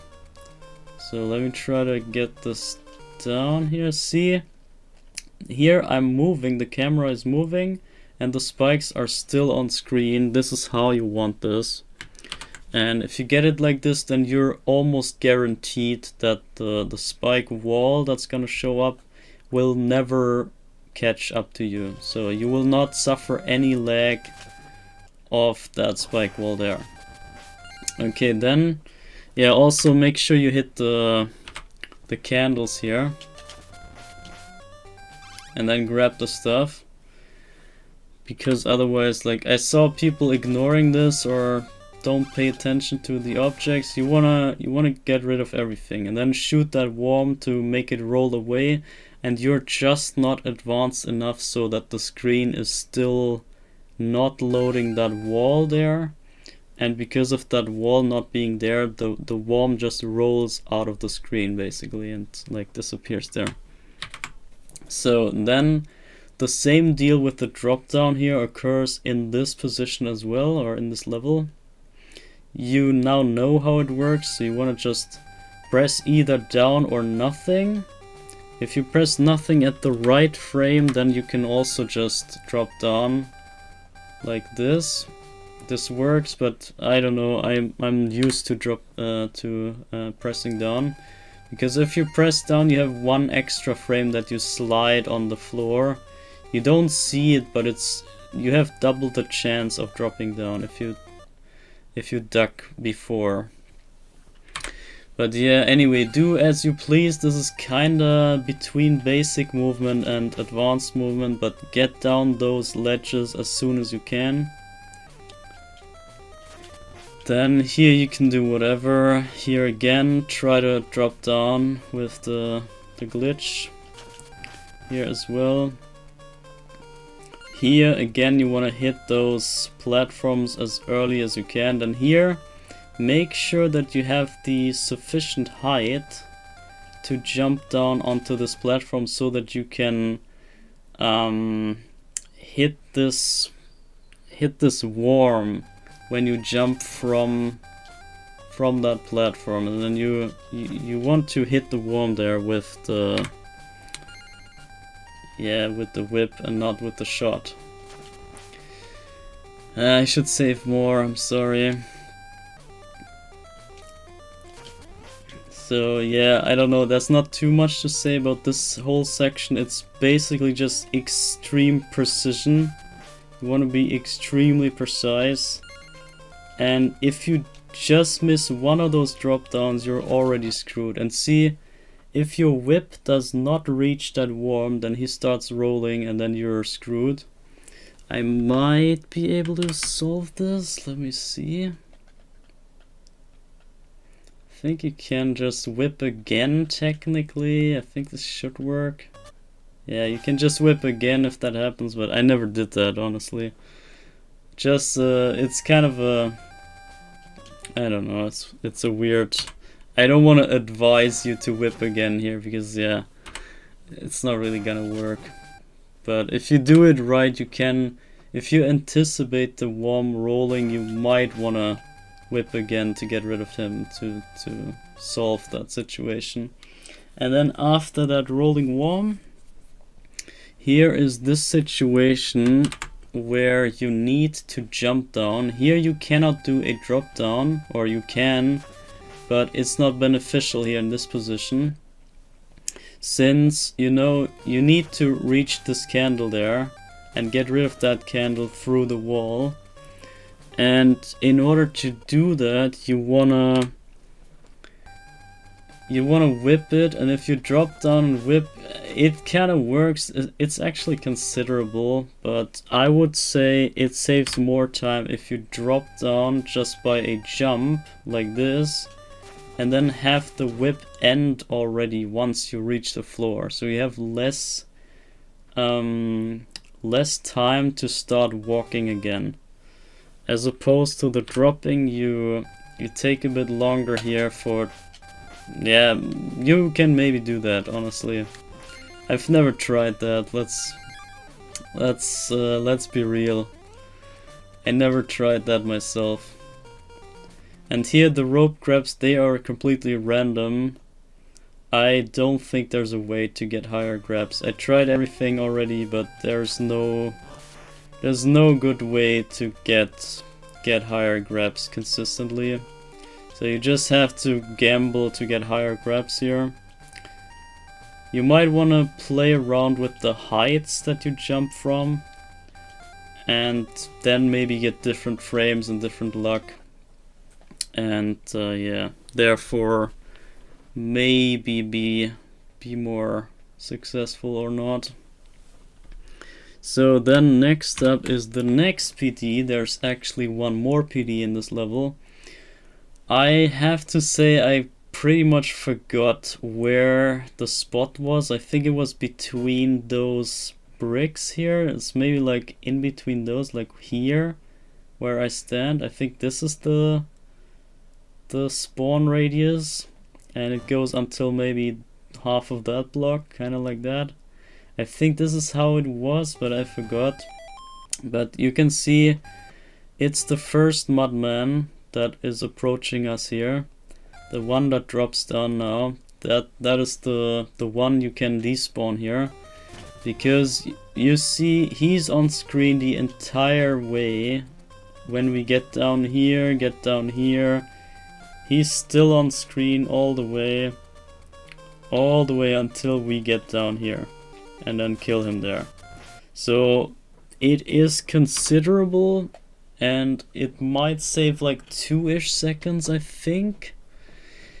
Maybe 3, I forgot. I never timed it really, because it's very hard to time it isolated. But I believe the PD was somewhere here. But if I get it or not is probably like... I can't really show you, but we can just test this again. So I can press the start button every other frame and hope that we are on the right pattern. There we go. And then you can see, yeah, I PD'd both of them now on accident, but don't mind the one here. We kill him anyway, and then you go down. And here the last drop is obviously crucial, because if you miss this, then you see that the mudman spawns again. Yeah, even this one. So this is very dumb to miss the last drop down. You must hit this always. You must hit this drop down in order to not spawn the mudman again. And then you can see how quick I can walk here. It's so quick.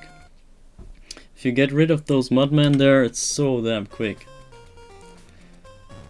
Okay, this is kinda, I don't know why he spawned again. Sometimes he spawns again when you... I forgot how it worked, honestly, but it's a considerable thing. I'm just saying, if you want to go really extra mega hardcore, then you might want to try to figure out some strategy with this guy. But yeah, let's keep him there. And I can show you another strategy, which is actually better, I would say. So you get this drop down, you make it all the way there as soon as you can. And now is the crucial part. So there's another expert strategy that is extremely hard, but I'm gonna show you. So here, once you get down, you wanna walk so that I think you need to reach the mudman. I think that's how it goes. And then you wanna jump up here, and you wanna land so that your whip kills the mudman, and the fireball that comes out is just deep enough to hit the worm and not kill the worm. So I missed it here because it's freaking hard timing, but let me see if I can make this happen. Maybe jump here. Let me save this again. And then when we drop down, we want to crack out the whip, then land on the floor, hit the mudman, and yeah, I think I must maybe frame too early. Let's see.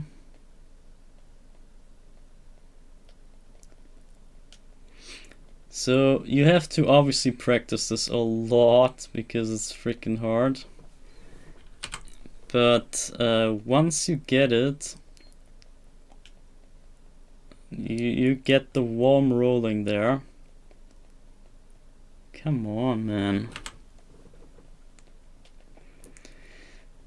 Yeah, I haven't practiced this either because it's so hard that I didn't even consider that in my runs. There we go, see? Now you have the fireball a frame later or like lower than it usually spawns, and then you hit the fireball into the worm and then make him roll, and this is what you want here. And then you move on, and then you also have to get rid of this candle because this candle is see, this candle is in the way when you climb the rope again. So you need to get rid of this candle either way. And as you move on here, you walk to that candle and you walk in such a way that you can reach it with the whip itself and not the shot. So let's say like here, then you whip it and you land with your fireball, and the fireball, if you do it right, should hit that guy. There we go. And then you get rid of that worm and the candle at once. And what was the trick even? The trick was that we only had one single worm to deal with here. Because if we do this without that trick, then we would have to kill this one worm here and then walk on, and he will just respawn again. And we have to kill the worm twice, you know? So we save the second kill basically. So that's a really hard trick, but if you ever get to that level that you need that, now you know how it works. So that's that. Then here obviously you want to hit all those buffer jumps, and then jump down here. And here's the crucial fight here against the Birdman, as I call him. So let me save again, like here. And here you just need to hit that edge. You want to jump to that edge and you want to land so that your foot is sticking over the edge. So if you land like this, then you're screwed. You're too far to the right. You need to be at least 1 pixel further left than this. So your foot must not align with that stone. So then you, if that happens, you can just walk back and forth and then adjust yourself. And if you just have 1 pixel like that, this is all you need. And then you can already do the next step. And the next step obviously is to jump up. And then here you want to wait as long as you can before you hit the candle. But also don't miss it. So I mean, you don't have to wait like extremely long, but just wait a good bunch and hit it on the fall. You want to fall already when the whip comes out. So that's all you have to keep in mind. And the longer you take for this candle here to be hit, the more time you have for the following action. So keep that in mind. The longer you take for this candle, the better. And if you jump up and get it right away, then you cannot even win the fight here. There's no way you have enough time. You want to buy some time by being slow here on the candle. And then once you're here, you simply turn to the left and jump up and immediately spam your B button to get the whip to shoot in the air, and you do it again, so you initiate another whip shot and you shoot twice in the air, get this guy. And then once you drop down here, you need to move to the left, and you want to make it so that you see those stones on the floor, the stone that I'm standing on. You want to hit the corner of that stone, like right about here-ish. This might work out. I think this is enough. So the corner of that stone should do it, and then you whip again, do just a normal standing whip. Okay, I screwed up. For some, yeah, it's super duper extra laggy in that situation there. So make sure you're aware of that insane lag spike coming up there.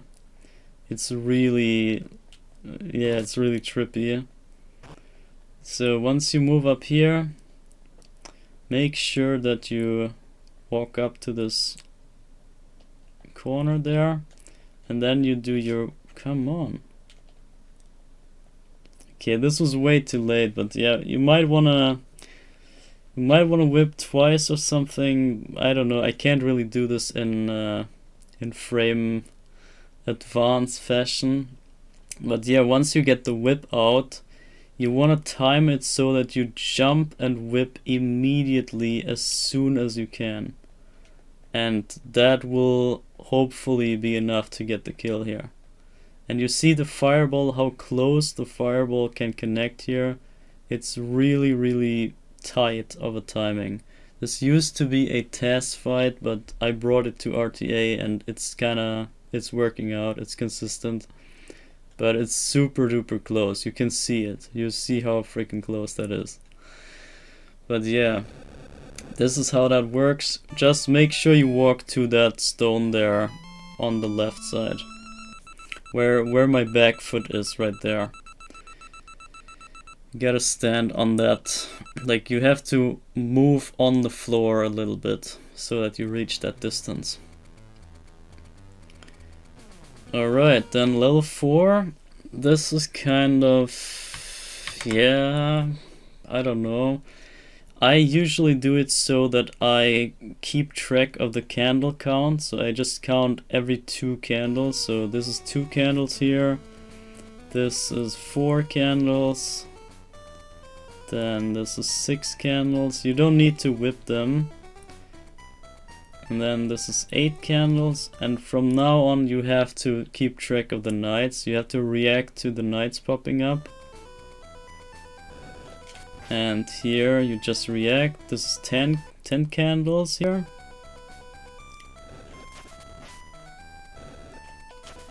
And 12 candles. Yeah, we whip this guy. This is 14 candles, so there's one more batch.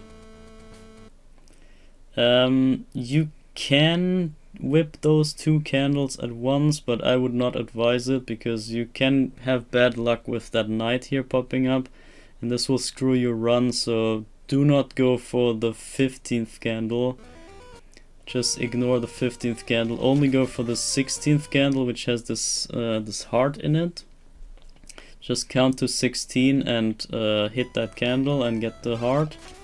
And then make sure you get the last knight. You can also keep track of the 5 knights. There's always 5 knights. So when you had 4 already popping up, you will know that there's 1 more. And now here's the next expert trick, or new trick rather. It's kind of like, it saves a bit of time but not too crazy much, but it's a real improvement over the last the old strat. So once you reach the end of this and you see the fences coming up, on that pillar you walk there to that pillar, and once you reach that pillar you want to jump up and whip right away so that the shot hits this guy in the face. Then you move on, and the safe way to do this is to keep moving on until the boomerang gets past you, and then you can already jump up again and do the whip shot again, get the second shot in his face, and then you just wanna jump up again and kill the guy. So you jump up again, whip again, and you then hit the whip in his face, so he's like straight up dead. And then you just have to react to this boomerang, but there's enough time so that you can jump over it and be fine. That's the consistent way, the more safe way. But I just want to show you, I usually do it like this. I jump up, get the first shot, and then I jump already again, like I screwed it up here. So I jump shot and jump shoot again, but you see this can happen. You shoot into the boomerang and the boomerang can block your shot. So he will not get the damage and you just wasted your whip shot there. And you don't have enough damage, so I can't jump up because he doesn't die, and yeah, then you're screwed if that happens. But to prevent that, I usually just wait it out and do like a falling shot like this. It's kind of my way of doing it. I don't know why I do this, but it's kind of, I got used to it for some reason, I don't know. So yeah, whatever. You get past this point and it's the new way to deal with that boomerang guy there. Alright, then next up is this knight here. This is also a tiny bit different. You might did it this way anyway, but like this is, for me at least, this was a bit of a newcomer here. So once you come to this knight, you do not want to whip that candle. You just want to care for the knight and jump up and get out your whip so that you have the whip end on the shoulder of that knight. And then before you hit the floor, you want to whip again. Yeah, this didn't work out at all. But yeah, you get what I'm saying. So just like land and whip twice and then whip another time. So you whip 3 times and you get the candle by the first whip, so you don't spend an extra whip just for that candle. You wanna only focus on the knight and then get the knight down while the candle also goes down. So that's a tiny bit of time save there, or more efficient movement. So then here, make sure you hit the buffer jump so that you get the sufficient height for this fireball here, that you catch it in time. You should always be able to catch whatever pattern you get, and even if you miss the buffer jump, you have barely enough time to make it up. So then you go up, kill this guy with 1 shot and 1 fireball, and now here begins the expert way of doing this. So in this corridor, the fire hallway, once you dealt with the first guy, you move up to those next upcoming swords in the background. This is your marker. and you want to walk to the leftish side of that stone, kind of like this, and then you jump up, and you want to have your whip in such a way that you land and shoot basically at the same time, so that the shot is the height of the normal standing whip, kind of like this. And then if you get the downward fireball from the enemy, which we have right here, then this will hit that fireball, so you get rid of the fireball there. If you get the other fireball that goes upwards, then you just do nothing.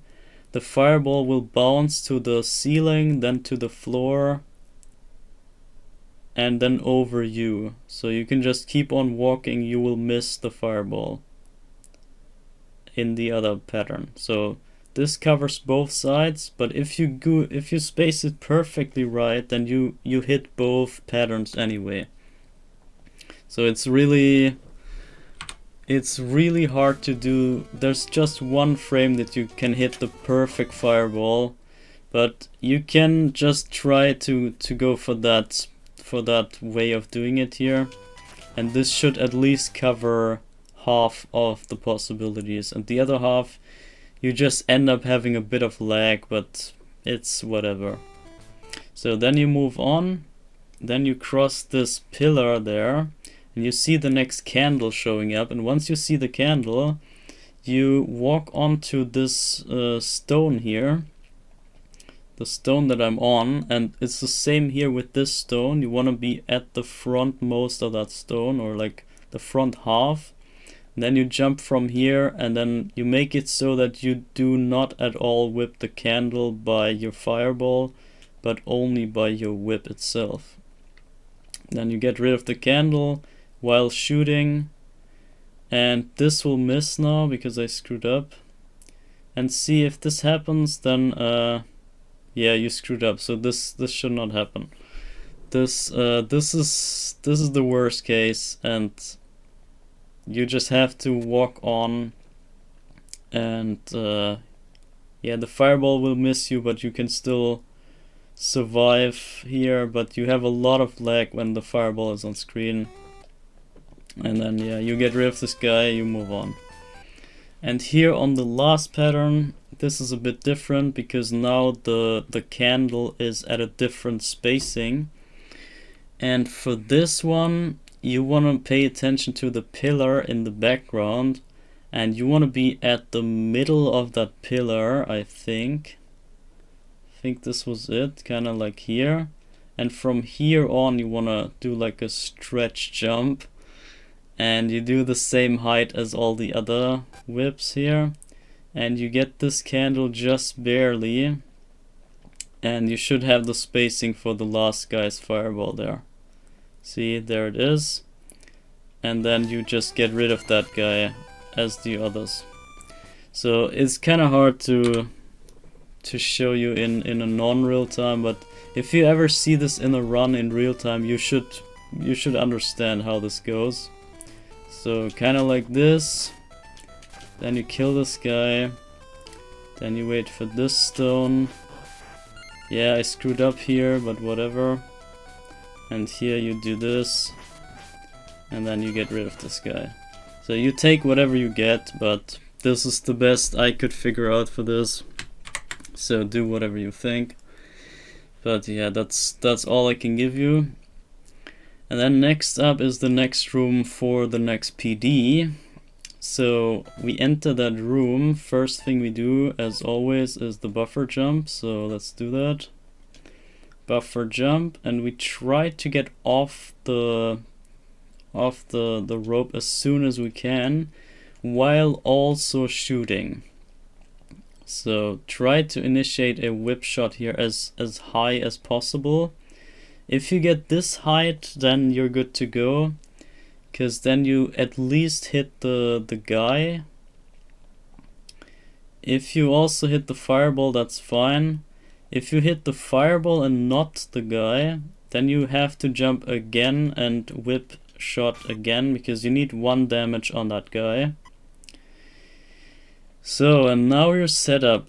Once that is done, then you're set up for the PD, and the PD comes up right where those two stones, the one stone that's about to come here under my feet, and the stone after, the 4 blocks in one piece, where they come up. So here, it's kinda, yeah, it's like here. Right where I'm standing, this is where the PD range is, and this is the one you have to cross. But the good news is that in this room there is immense amounts of lag, so it makes it so much easier to hit this PD. So let me just show you, if we go on and we miss the PD, then we have this guy on top showing up, and that's obviously bad for the lag and the timing. But yeah, that can happen if you fail the PD. It's just whatever, you just go on. But if you get him, then you save so much time.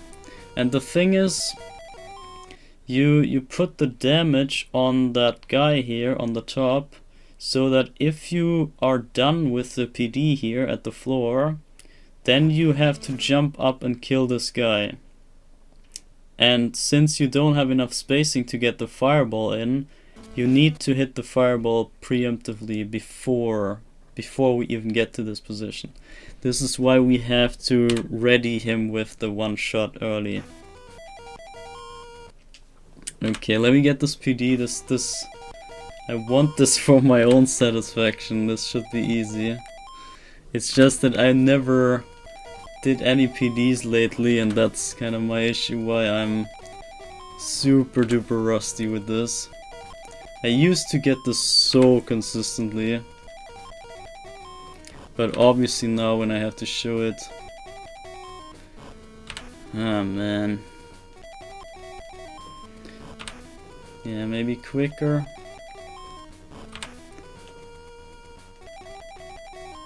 Or maybe I'm doing it too early, could be.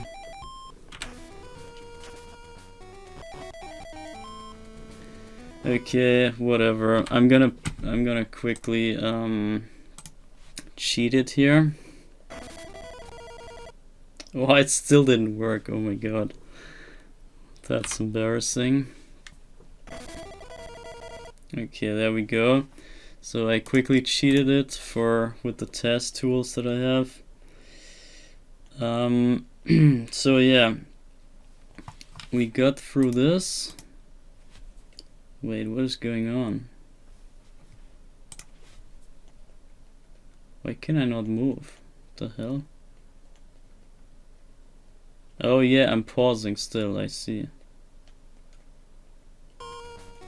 And then you jump up, get this guy. So this is how it should look like. And then you make it past here and the guy is gone. And see how freaking quick I can move here. It's like no lag whatsoever in this room. And I can climb both of those ropes without any additional lag here. This is so much faster.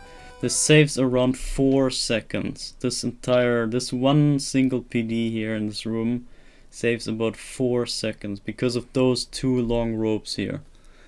It's really crucial and really worth it. So try to go for that PD here. It's very worth the time. And if you don't hit it, then you just eat up the lag and you just go on. It's not that bad if you miss it, but I mean, it can save so much time that it's really worth the try. And yeah, then we move on. And yeah, this is just basic movement here. And here this room also has a tiny bit of a different strategy. So how I do it is I access this last platform and I move on so that I do not hit the spikes here obviously, but like kind of around this position here. This is how I try to position myself. And then you wait until the platforms move again. And once you see them moving and you're kind of like crossing this sword in the background, you start moving to the right, and then you watch the platform approaching the rope, and once you get close to the middle point, like here, yeah, I might be dead here, but yeah, once the platform reaches the middle, this little line between the bricks in the background, you have to press the jump button before the platform reaches the rope. So the moment it crosses that line, you are dead. So make sure that you do not jump after that line. I can show you real quick.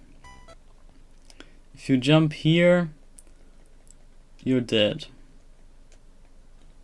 Either if you jump diagonal or not does not matter, but if you jump later than this line, then you're dead.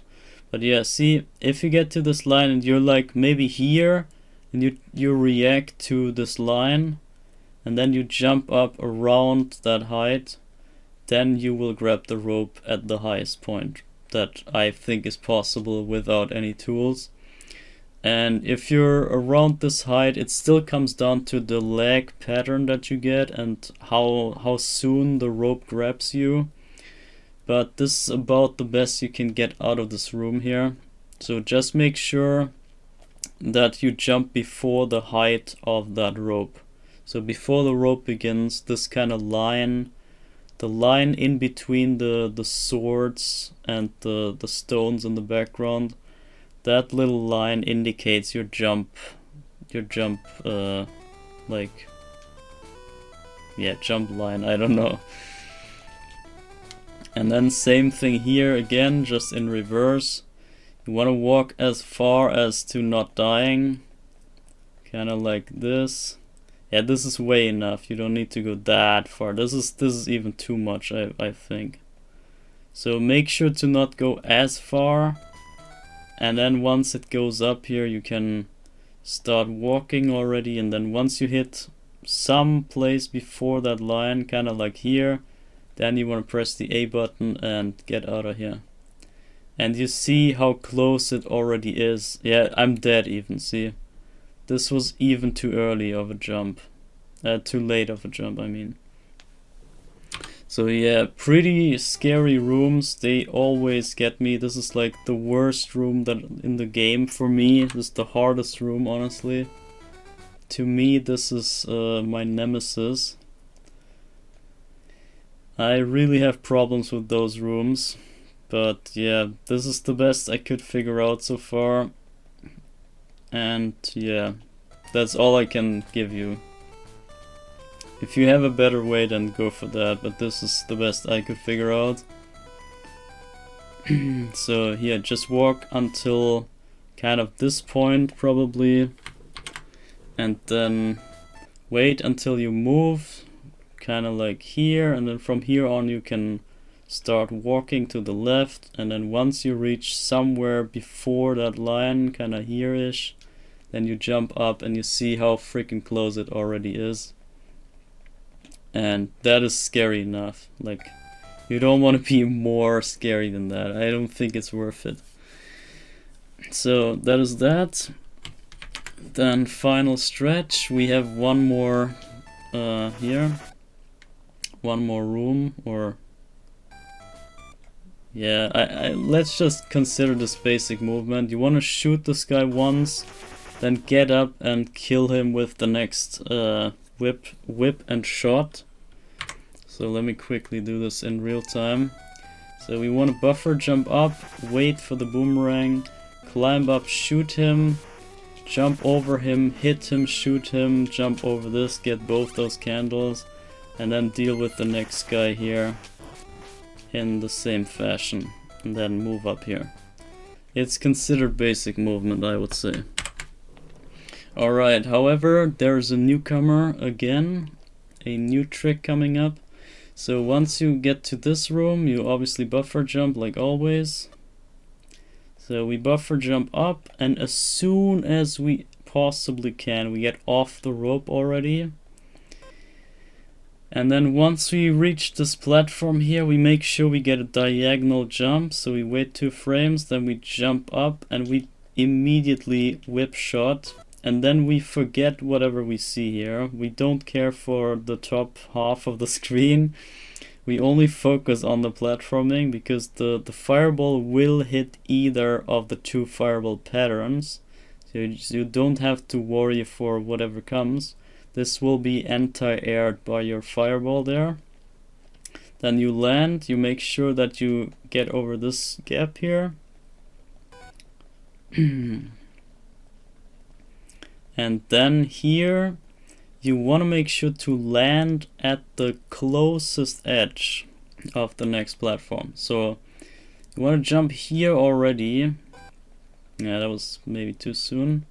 But you want to land yeah, on this edge, or like you can land all the way up to the middle of that platform, but the more left, the more likely you miss this guy. Okay, I actually missed it, lol. Okay, whatever. So you jump up, jump shot, jump, and then here you jump in such a way that you get out your whip once you land on the floor. Because you need to hit the guy with your whip, like this. And then you have the fireball coming up, and the fireball deals the final damage, but just barely. And this is why you need the spacing to be so much to the right here on that platform. So don't land too much left, because then you miss. And also make sure that your whip hits on the landing and not in the air. Then we move up here.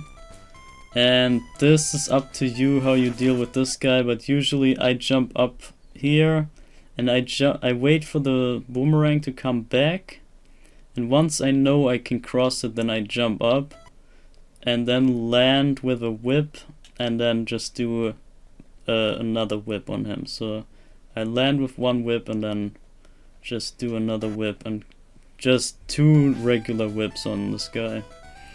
I don't know, I find it more consistent and therefore I went for that. Alright, then we cross those spikes here.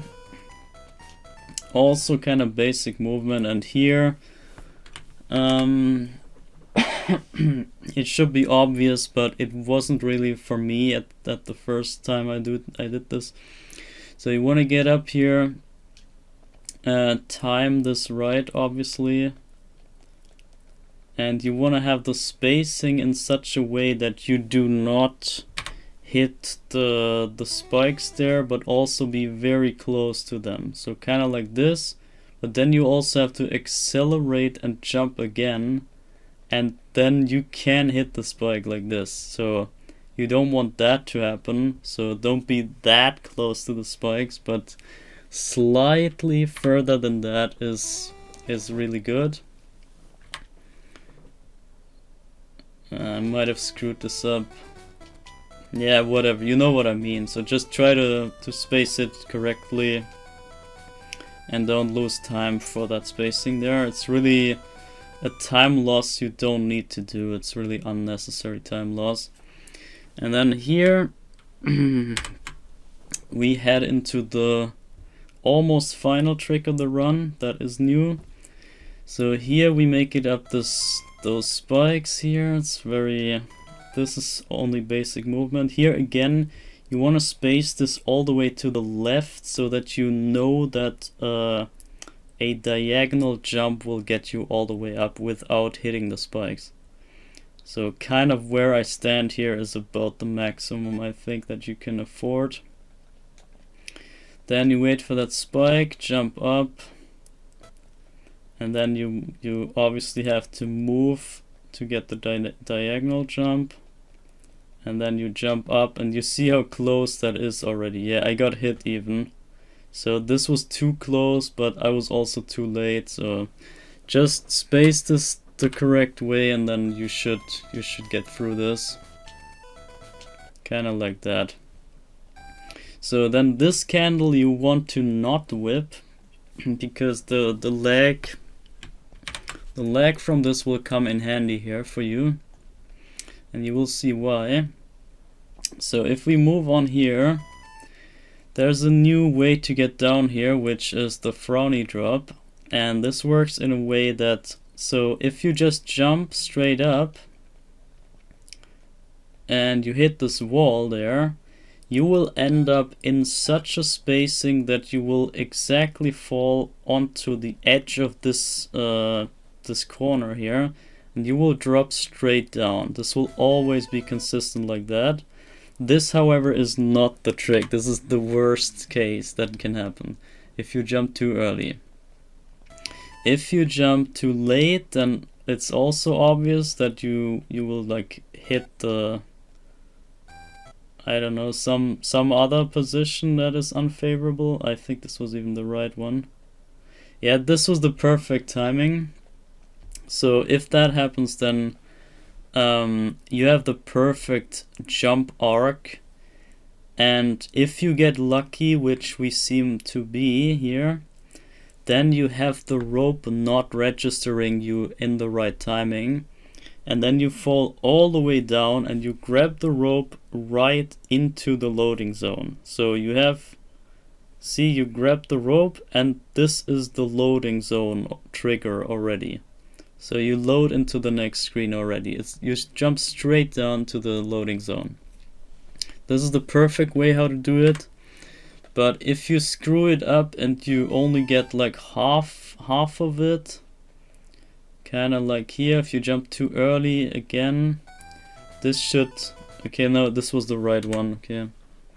But if you jump like this, you can end up grabbing the rope. This was the same frame, but we had different lag here, so the rope grabbed us earlier, and this is why we're still here. So just make sure that you press downward, so that even if you don't get the perfect drop down, you might still just wanna like get down quick enough to make a time save here.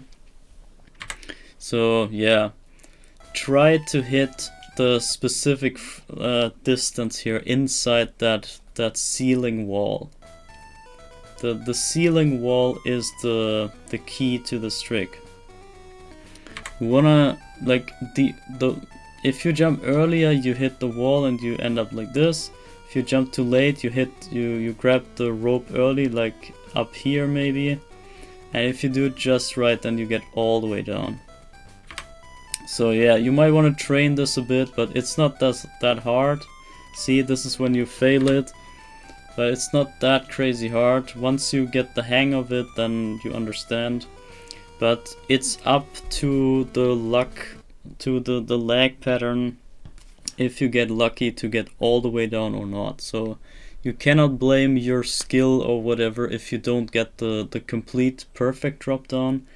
This still comes down to luck, but if you get something like this deep, that is considered the perfect drop down, but when you don't have the favorable frames. So yeah, that's how this works.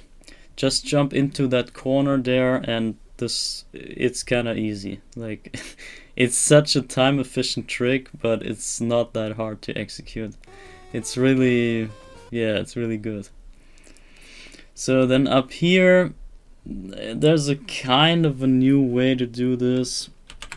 It's not that big of a deal, but it's an expert trick. So once you come down here, you would just want to wait a little bit and then just start walking and just walk down that spike, and then you will hit this platform down there, or the spike. You will land on the spike, and then you move on and jump up to the other spike. So I screwed it up here, but see, you drop down, you wait, you walk, you jump up, and then if you do it right, that is. Oh my god, yeah, you can even die. If you do it too early, you die. This is why you want to make sure to wait long enough. And there is something you can do. You can buffer a jump in mid-air. When you load the screen, you can make a buffer jump so that you fall down later, and this might be enough to reach the spikes in time here. but I will not recommend it. I would just say train up the timing here. It's more consistent and better. And then from here you jump before the spike goes away, so that you don't hit the wall spikes here on the right side, but this should be obvious. And then you move on into the final hallway. And here I already explained you the knights, so you just have a drop shot, drop whip on the knight, and then initiate the next whip in mid-air, and then do the last whip to kill them. And you just want to space it so that you hit the first whip. That's the only tricky part. Hitting the first whip is the crucial one. Here it kind of comes down to luck if the knight sometimes runs away from you. If that happens, it's just sad, but yeah, I don't know what makes him do that. And then also, once you committed to your whip rush here, you have to stick it out. There is no second guessing or dodging or whatever. Once you commit to your whip, once you land with the whip, you gotta keep spamming the B button so that you get more whips out in time, and you just have to hope that you get 3 hits before he can even move. So I just recommend you to commit to the 3 whips already, no matter if you screw it up or not. Just like here, if I had hesitated here, the knight maybe had enough time to get his attack out, but since I kept committing to my 3 whips, then I got him down before he even reached me. So it's a bit more safe if you just commit and do it. And then you drop down here, and we head into the final battle. So there's a good bunch of new stuff here, or like there's the half of the fight is new rather. But yeah, so the beginning is also, you want to go left ways. If you go right side, this is a longer way to drop down, so you want to go left here on this platform, and then obviously do the drop down here. So you want to drop straight down. If you're crazy enough, you can do the turnaround drop here, but I would not advise doing that. It's a bit crazy, but maybe this is a thing in the future. But yeah, this is the easy way. Just drop down here normally, or like with this glitch drop down rather. Then turn, get the candle, grab the crystal, then obviously place yourself in the right position for the fight, like this. And then you wait out Dracula, and the first... it's kinda hard to explain, but the first whip is a drop whip here. So you wanna like drop on him, kinda like that. Drop whip, but also have the fireball hit him. So I don't know if I screw, yeah, this is it. So you wanna already fall when Dracula shows up and like materializes. You want the first hit to be a falling whip. That's the trick to the first fight, and then you just jump whip, jump whip, jump whip until he's dead. It's not that hard. The only tricky part is the beginning here, the drop shot, and then the 2 whips, and then after two normal whips, so after three jump whips in total, you have to wait a tiny bit so that you pass the fireball there. If I'm not messing up, wait a second. I think I'm messing up. I'm a bit confused right now, guys, but yeah, Dracula 1 should not be so hard.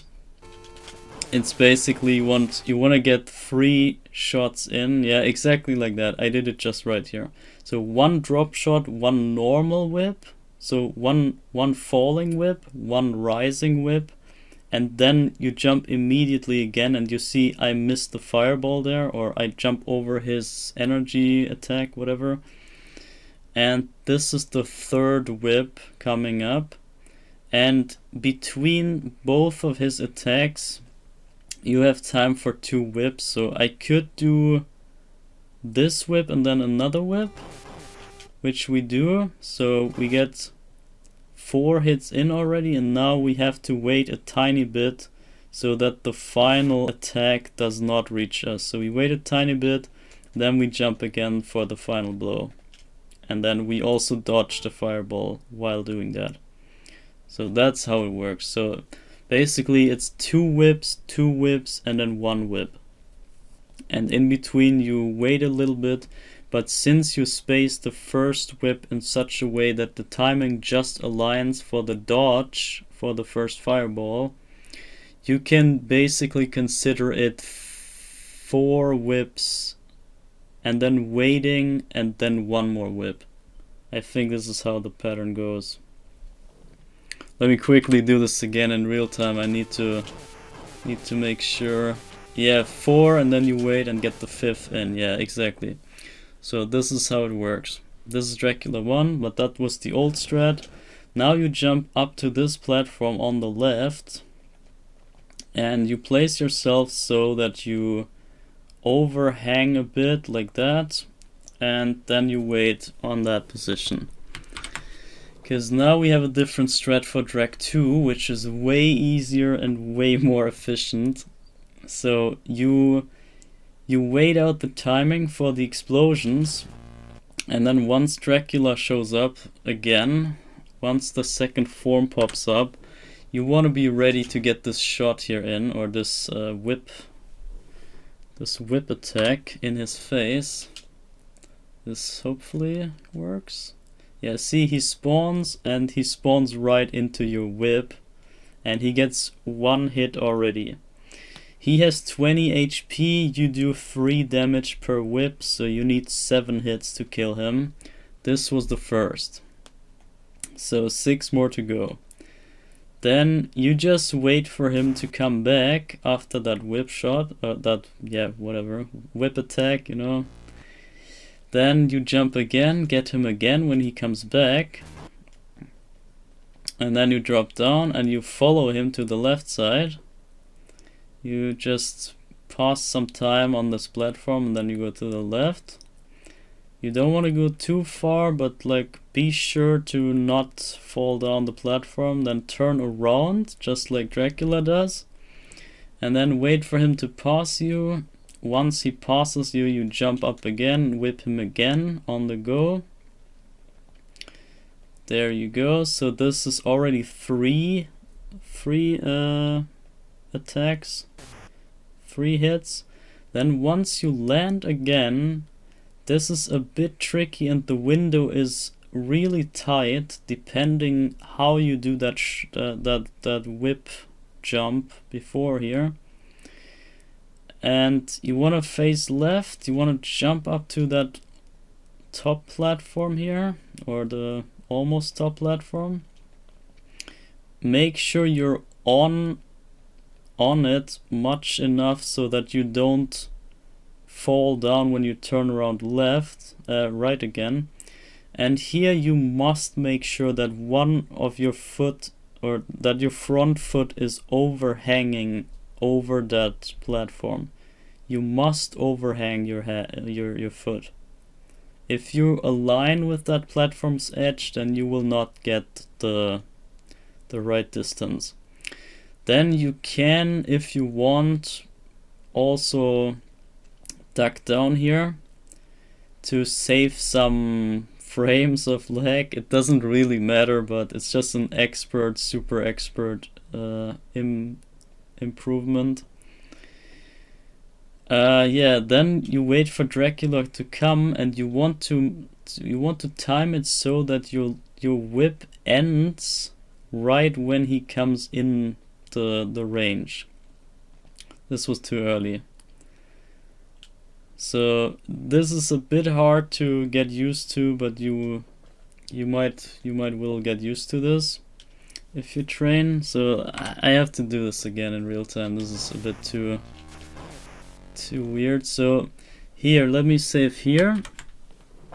The sooner you jump here, the more time you have with that adjustment at the end. So if you do this super early and you get the jump whip here super early, then you have so much time to go to the left and do all those shenanigans here.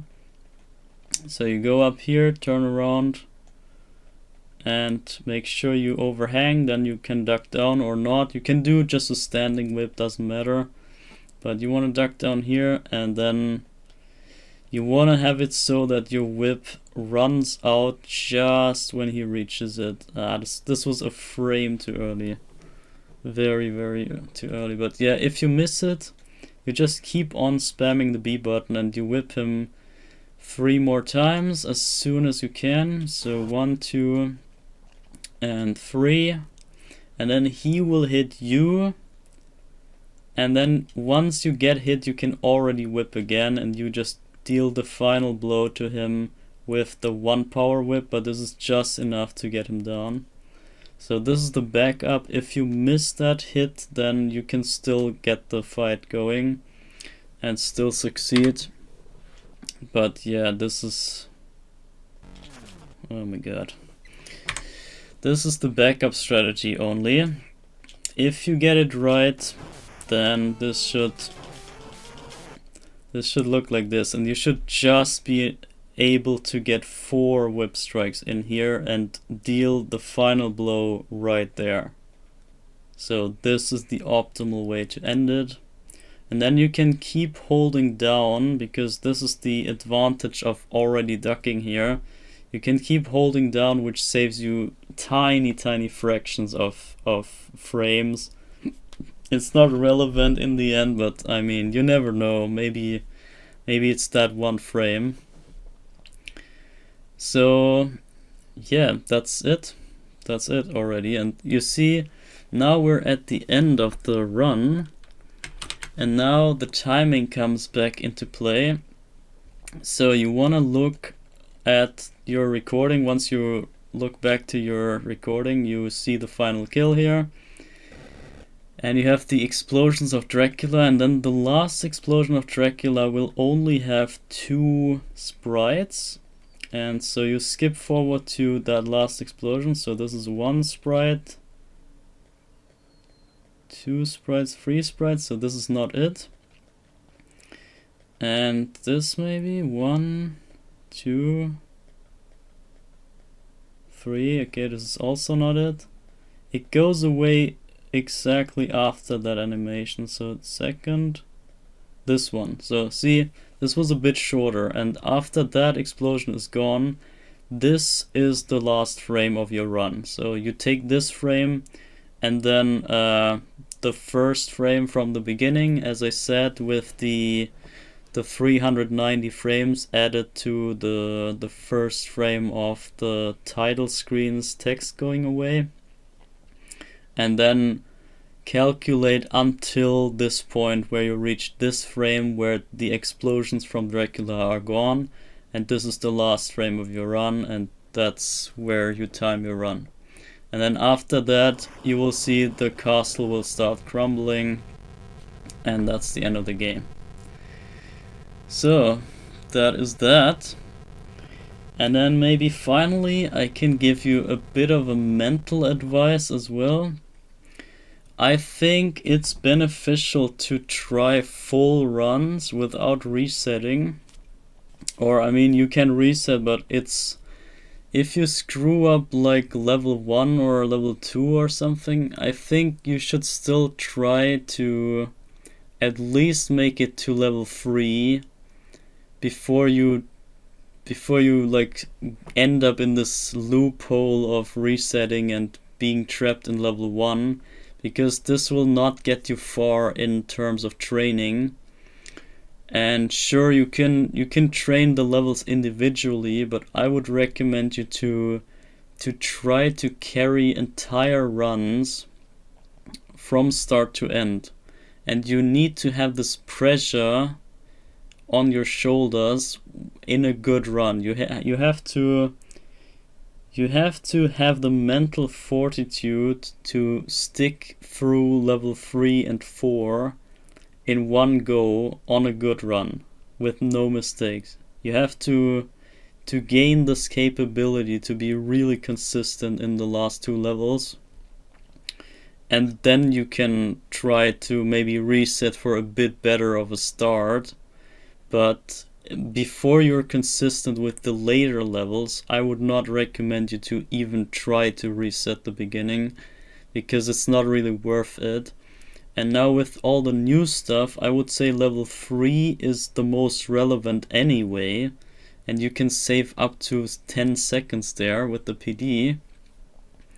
And for that reason, I would say whatever mistake happens before that level is not as relevant in the first place. So if you screw up whatever, the frog fight or something in level 2, eyeball bridge, I don't know, if something goes wrong, just keep it going and see if you get the PDs and how the rest of the run works out, and just consider a failed run more like a training run, but still try to bring it all the way to the end. Just prove that you have the mental fortitude to keep runs alive and get it all the way to the end. Yeah, that's all I can say, and I hope you liked that guide here. This was the best I could pull up here. That's all my knowledge here compressed into one run. I tried to be a bit rushy here, so I could talk about everything for hours, but yeah, this was quite good so far. And yeah, if you like this, you can obviously support my channel, support what I'm doing, support my achievements. And yeah, if you need any sort of tips for this game, you should be able to reach out to me and like get me somewhere. If I'm still around doing this, then I should be able to like give you my expertise if I can. So don't hesitate to contact me. And what else? I think that's it. I think that is it, yeah. So yeah, enjoy this game. Have fun with this great game. It's really fun. I still like it, even though I got very frustrated by the speedruns and everything. But in general, very good game. So yeah, I'm looking forward to other people play this more and enjoy this more. And hopefully the reputation can be redeemed or like restored, because yeah, it's very unrightfully treated in such a bad way. But yeah, either way, thanks for watching everyone, and see you on the next video or stream or whatever. So goodbye.